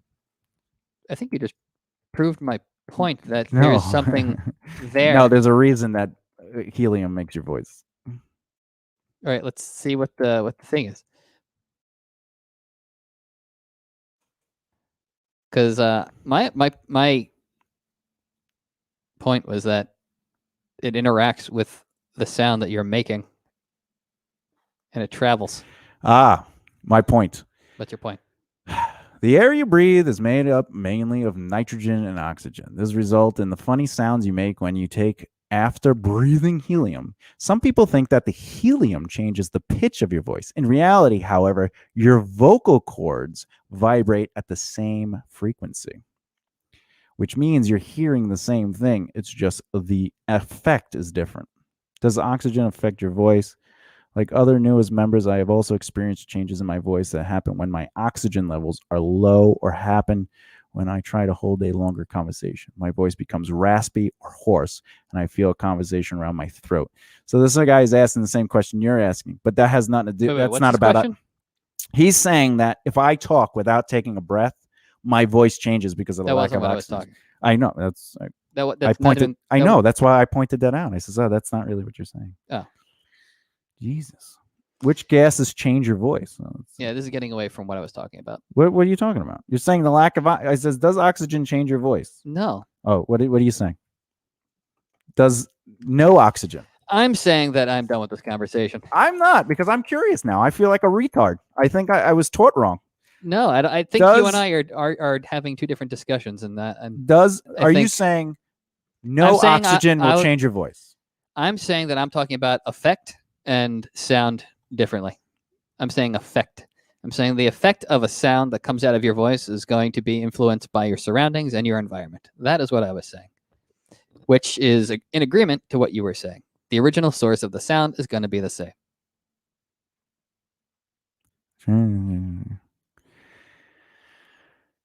I'm just confused now. I feel like you need oxygen to hear the voice as you don't. is. No, you're using it very literally, which is not what I was trying to get at. You're saying oxygen changes the sound of your voice. Take out oxygen. So if there's no oxygen, if there's any gas, your voice will at change. all. If there's any gas at all, yeah, sound travels through it, and it creates waves that are completely different. So if you're in a foggy, can I ask you a real question? You can ask me whatever you want. All right, I know you're not going to because you're done. But if you're in a house, I'm in a house filled. Would you consider smoke from fire a gas? Yes. Does it change your voice if I scream, if I talk through that smoke? Not that the smoke is in my lungs. Your voice is going to stay the same. How it is being heard is going to be different than if it will change if I talk through smoke. The original voice that you're making. I'm not saying smoke's in my lungs. Sorry. The original voice that you are talking, that you're creating, is going to stay the same. But you think the effect through the smoke is going to change the voice? Your voice is not going to change. So you'll hear the same voice. So the gas has nothing to do with it now. It'll hear the same voice. But all right, so gas, so it's not gas, it's oxygen specifically. Nope, because you would hear the same voice. But you were just saying that if you take away oxygen, I would hear something different. You would hear something different. But I would hear the same voice, but it would be registered differently. Like how I'm confused. If I was in a padded room, yes, you and I but you should be right now. If you and I were in a padded room, I would hear a different experience than if you and I were, say, down here. Yeah, but that doesn't mean my voice is different. I didn't say that. The sound is different. So does that mean my voice is different? No, I used the wrong word, which sparked this entire 14-hour conversation. It hasn't been 14 hours. It's been like 30 minutes. Or an hour. To me, this is a good conversation because we're learning a lot about schooling and how I'm a dropout and you graduated and went to college. We're also learning that we're having two different conversations. No, we're on the same conversation. I know that you're talking about pitch now. I mean, effect now. So yes, so but I knew from the beginning. All right, so the effect of being in a padded room is going to create a different experience for us to hear different things than if we were in a basement.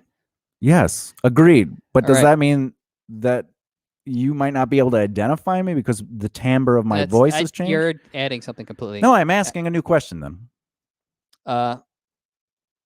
If we were in a padded room versus here, I would be able to identify you.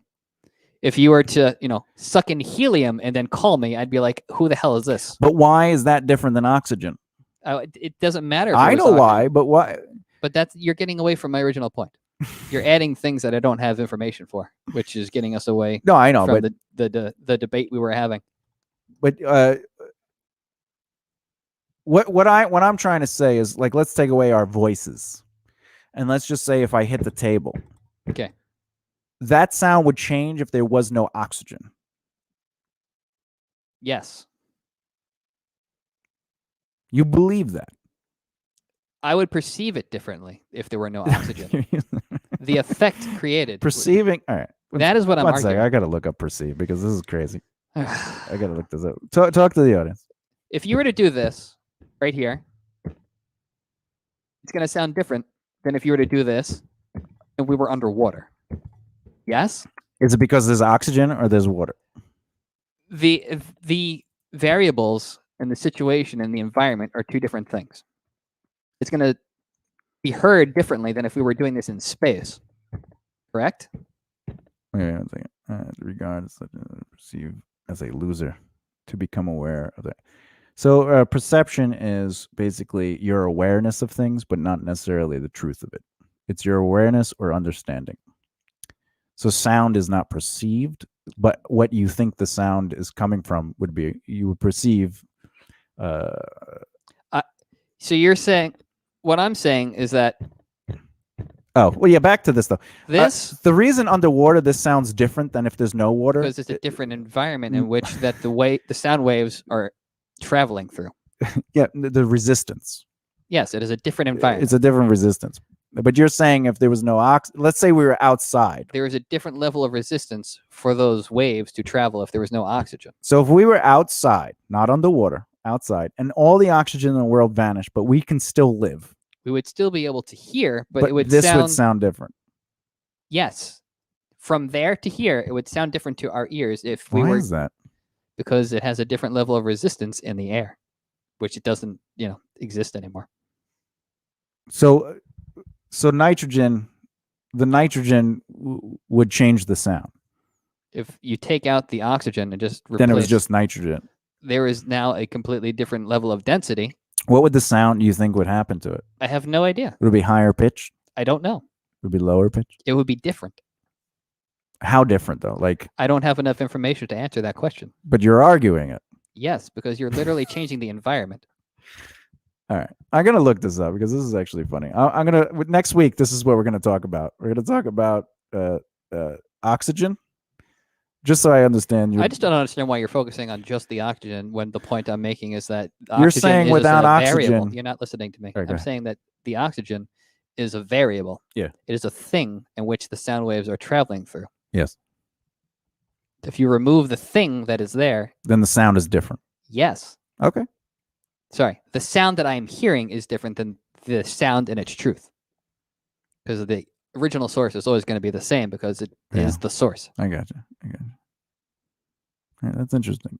Like if you were to talk to me with, your hand in front of your face. Yeah. I hear that differently than if you're not talking with the hand in front of your face. That is what I'm saying.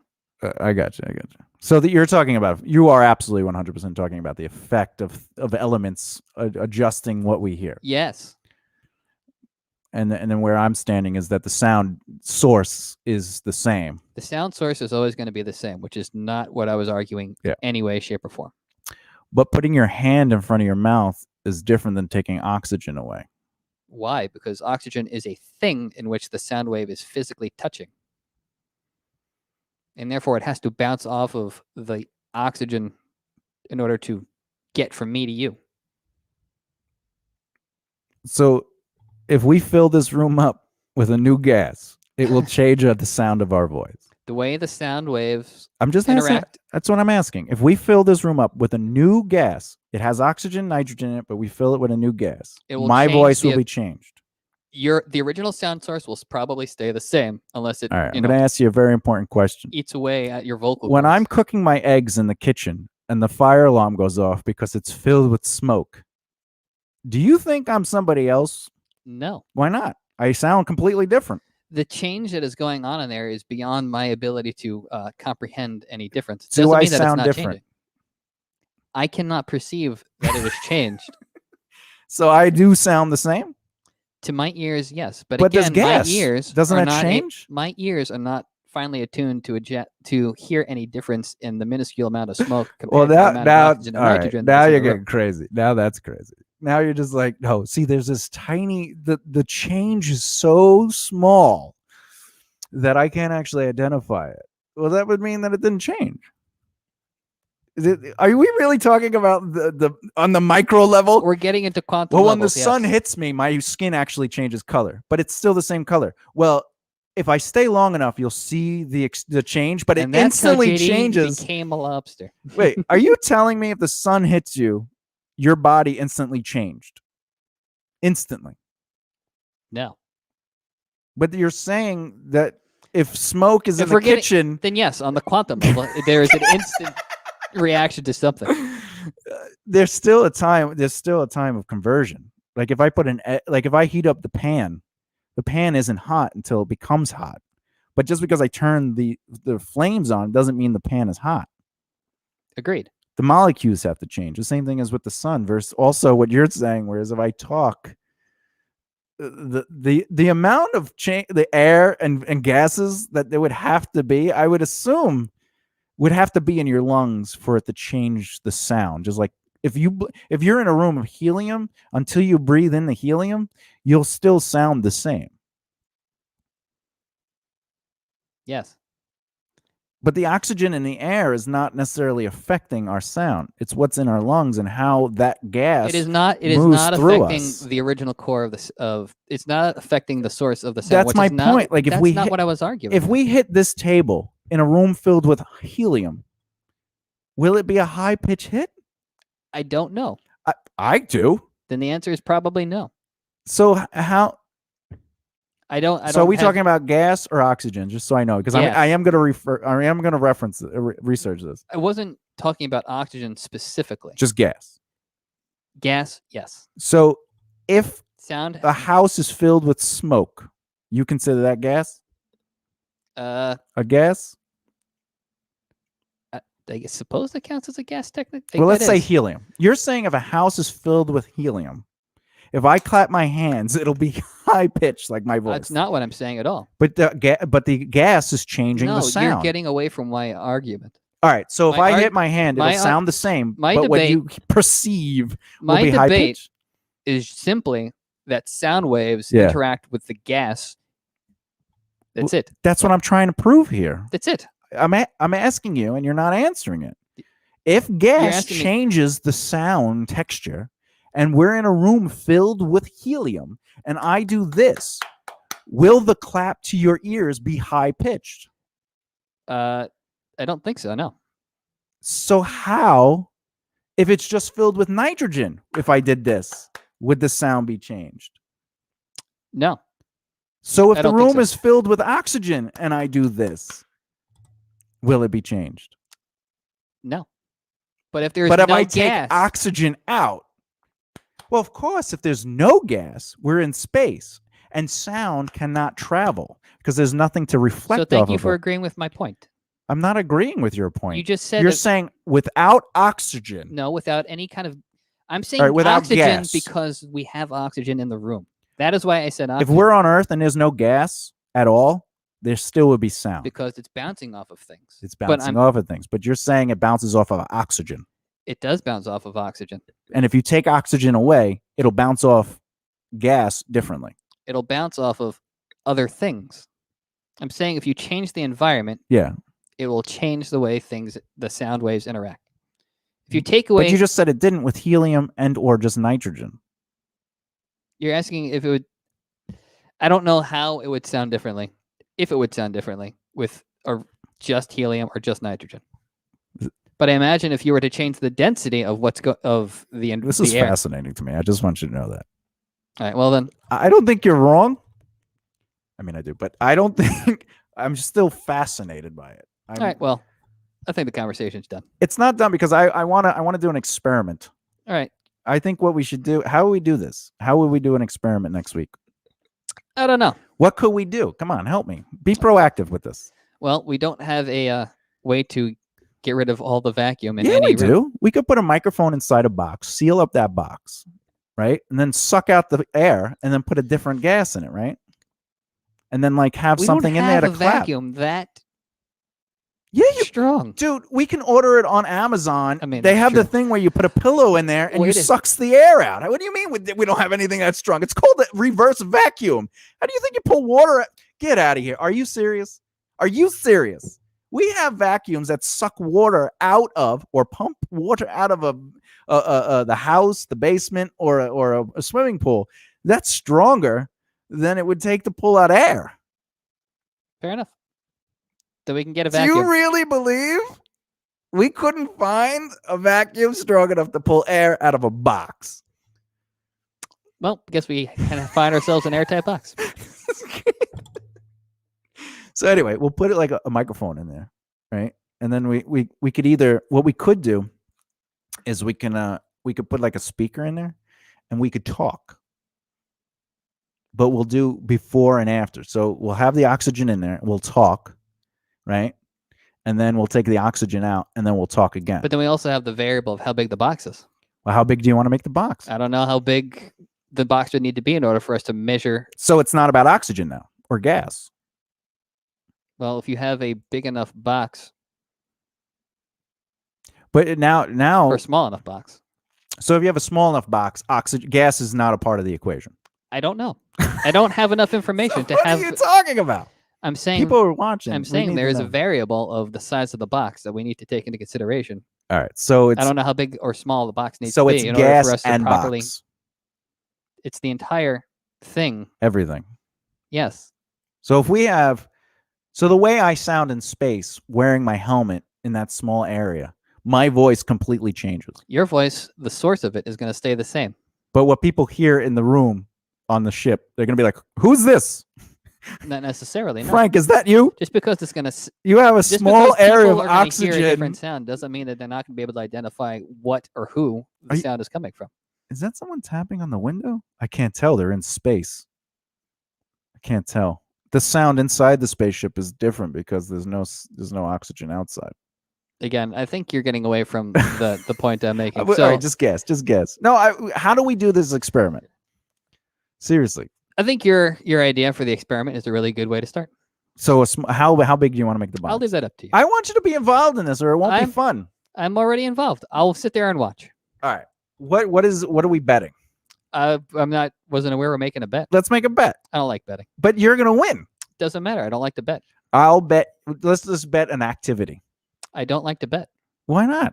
because I don't like to bet What don't you like to bet about? anything How come? because I don't want to. Have you ever bet before? Yes. Did it go well?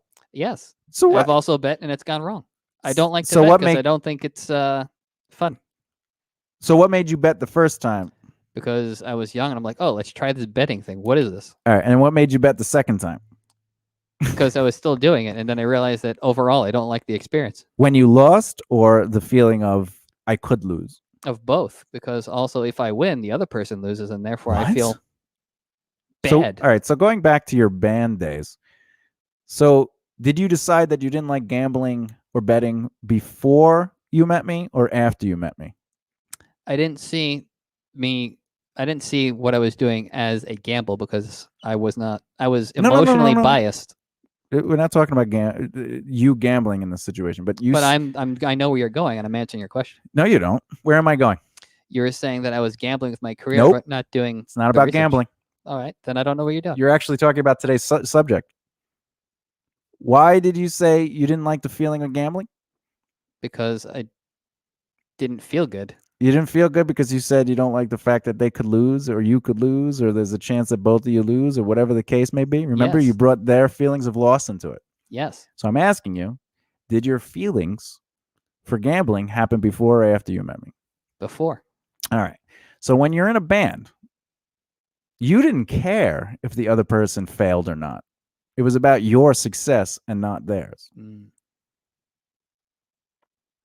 So what is it about the gambling that is different than when you decided that other people can fail as long as I succeed in this band? Because that's not necessarily a gamble. You're just choosing that other people's feelings don't matter, especially if they ask to play on stage and it's a lifelong dream. Mm.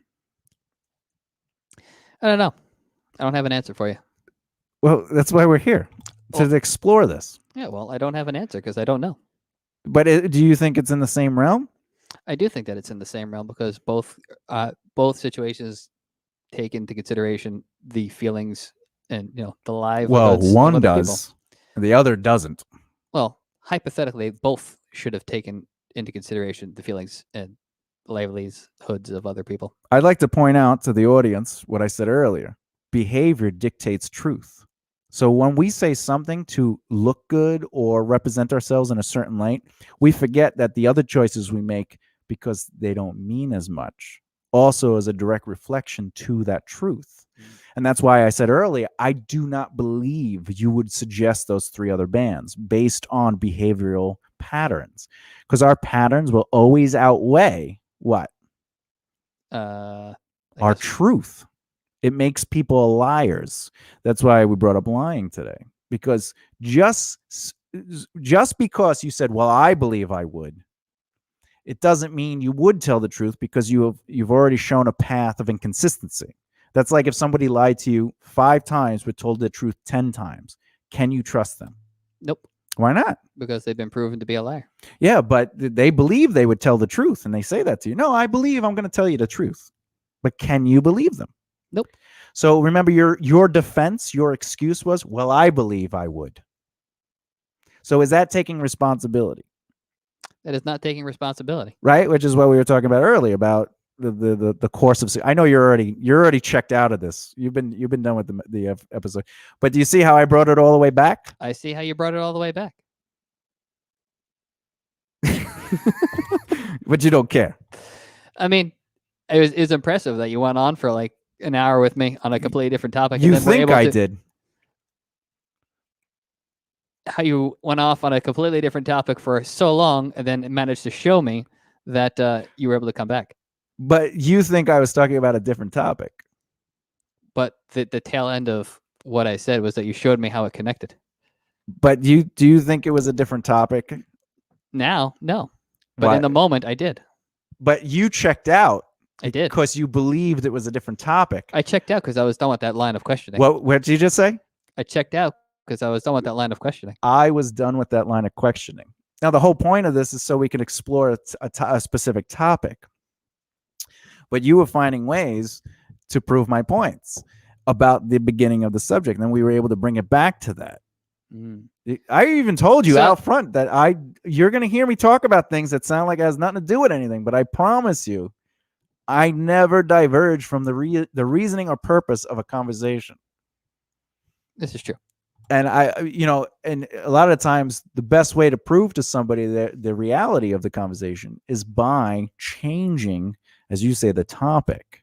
But the topic was still absolutely based on proving behavioral truth will always outweigh person's perception. We perceive ourselves as honest, but we don't necessarily prove our honesty. Do you see that? Yep. I perceive that I will tell the truth, but I have proven that I won't. You see what perception is? Self-awareness. See why I was saying that? You see what I'm saying? I see. You don't care. You just want the show to end. I hear. I understand, and I care. All right. What do you have to add to end the show? You can take away my oxygen. Well, but then I won't recognize you. Oh my God, you look like Lucy Lawless. Who are you? I can't. You look like JD, but you sound like Elmer Fudd. But seriously, for next week, are we going to try this experiment? Sure, we could try it. Do you Go to really? Amazon. You don't care though. I don't care enough to do the thing, but if we want to, we can just go to Amazon and get the stuff and Well, do why arts and don't crafts. you care? Because I feel like there are more productive things I could do than be playing with a vacuum cleaner. Really? Are we? Wait. Are we playing with a vacuum cleaner, or are we trying to discover something? I mean, I'm asking. You're saying if you want, I feel like there is already the answer. We could just. What's the answer? Well, I was going to say we can just go find it on the Google and find the answer, or if you want to do it firsthand, we can do it. Yeah, we could. It's like that experiment with rice. You take 3 bags of. You can make that face, but I don't know what thing you're talking about. You take 3 bags of rice, and one of them every day you praise it. Oh, I love you, goodness to you, I bless you. And another bag you say you're ugly, I hate you, you're disgusting, I hope you die, you're terrible. And then the third bag you don't do anything. It's basically the control. And over the course of a couple of weeks, the praised rice does not rot as much as the insulted rice. Really? Yeah, you didn't know about this? Oh, well, you already know science, so. I didn't know about that one, no. I didn't know I thought you were a science guy. No, I've heard that with like plants, though. I know that with rice. What the hell is rice? It's the seed. Oh, so it's not a plant. I mean, it's definitely a plant. But like the experiment I heard was with like full-grown plants, is what I'm saying. Right. What is rice? It is a seed. It's a seed, right? Yes. There's a rice plant. So you can't affect it, so it's not alive. because it's a seed. I'm saying that It's not organic. I'm saying that the experiment I heard was not specifically with rice. It was with plants. I don't remember the kinds of plants, but I remember. Well, you're them being talking about the specifically plants. experiment with music. How music That is a different experiment. where it actually made the plants turn to the music. Did you hear about that? I've also heard that there's different types of music that have inspired different levels of growth. Yeah, heavy metal and and classical Got the actually. most. Yeah, it gets the best response, which is crazy. Did you know that plants feel? Yes, They have a nervous system. That's why vegetarians are also just as cruel as us who eat the meats. And that's why whenever I see someone eat a salad, every time they take a bite, I go, They definitely react to pain. So you don't want to do the experiment. We could do the experiment. It's not high on my list to do. But you don't care about it. I don't want to do it if you don't care about it. I want you to be interested in it. I mean, I don't have a desire to do the experiment. Because you just think you're right. I mean, I'm doing this because I want to be proven wrong. That's how you do it as a scientist. All right, so then we can do it. But I want you to want to do it. I'm not going to do it unless you want to do it, because then I'm just doing something, and then you're just sitting there playing guitar. If you want to do the experiment, we can do the experiment. Do you see what I just did there? Yes. What did I just do there? You said that I'm just going to sit and play guitar. But in that situation, what's going on? I want to do the experiment to prove myself wrong, because I would have fun doing that, since most debates or scientific evidence is always about proving yourself wrong, even after you prove a correct hypothesis, right? And I would really enjoy that. You don't even want to be there for real. You're just whatever. So in that situation, we're doing what I want to do because I would enjoy it, but I want you involved, but you wouldn't really enjoy it because you're not doing what you want to do. I don't feel the desire to go and do this, because I feel like the instigation to do this experiment came from us having two different conversations, which you established, and then I agreed to. So I don't think. Yeah, but I'm on board with you now.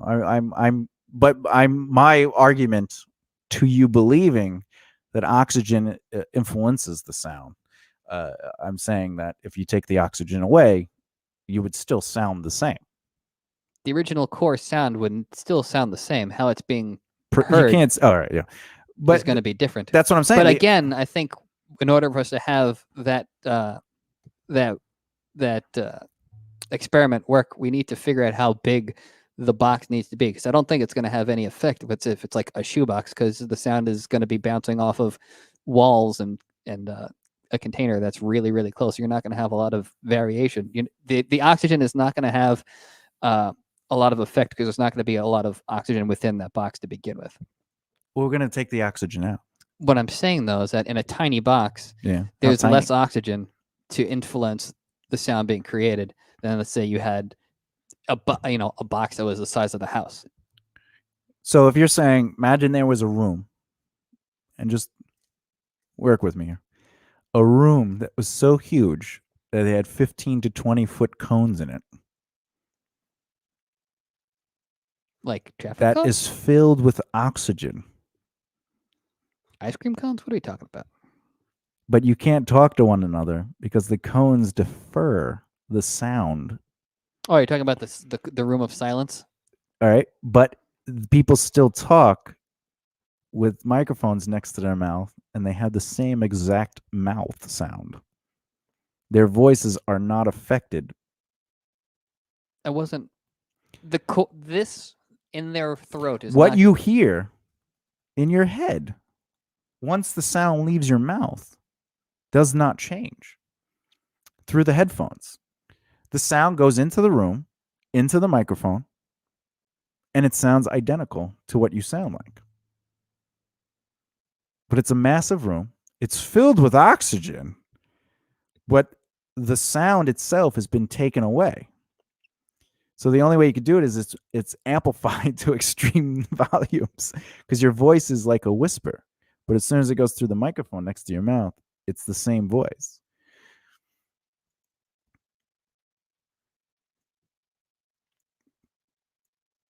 I'm just saying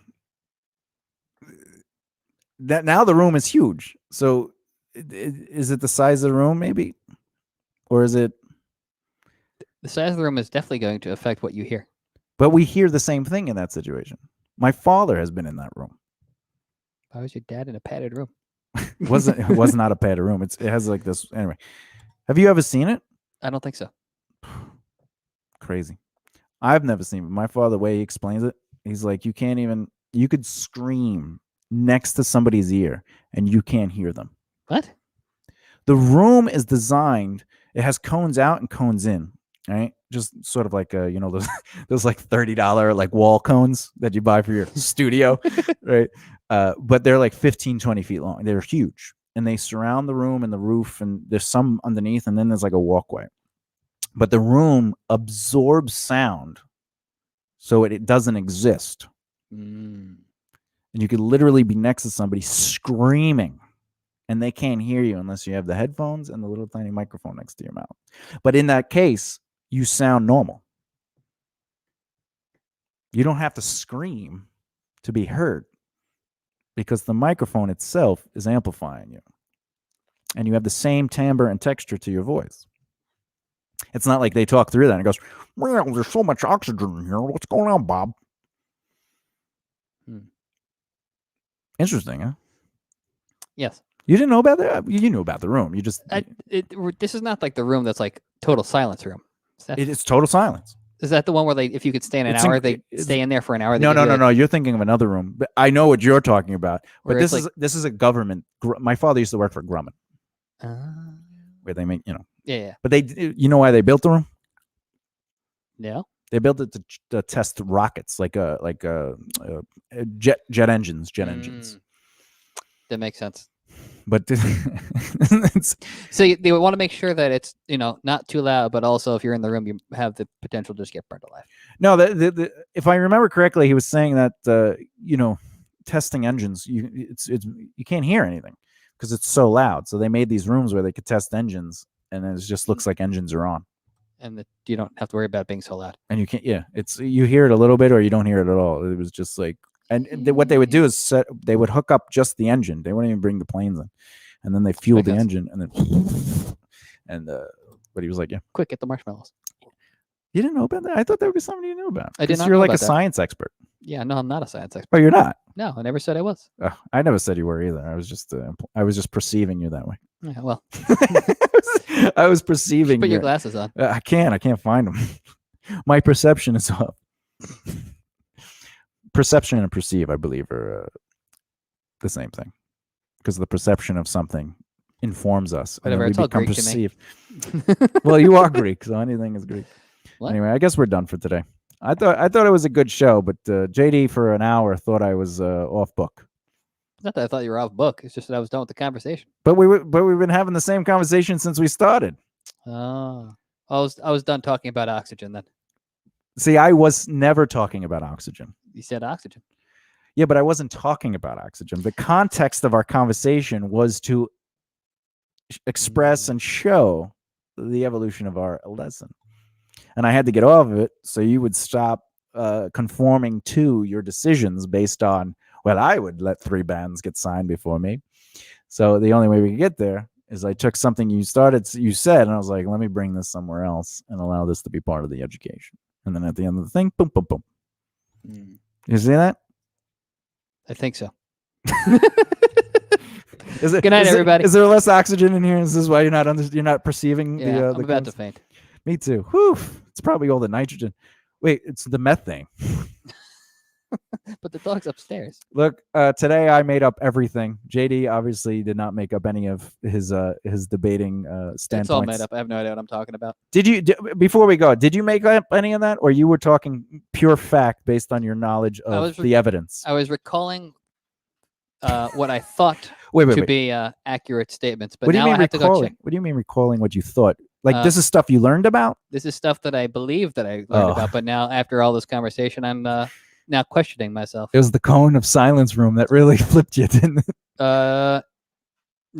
No, because that's when I saw your face do gear thoughts. No, I was not even thinking about that. I was thinking about the whatchamacallit, the reason why the sound waves are getting processed through the headsets, because they're using, I'm assuming, radio waves is what your dad was using.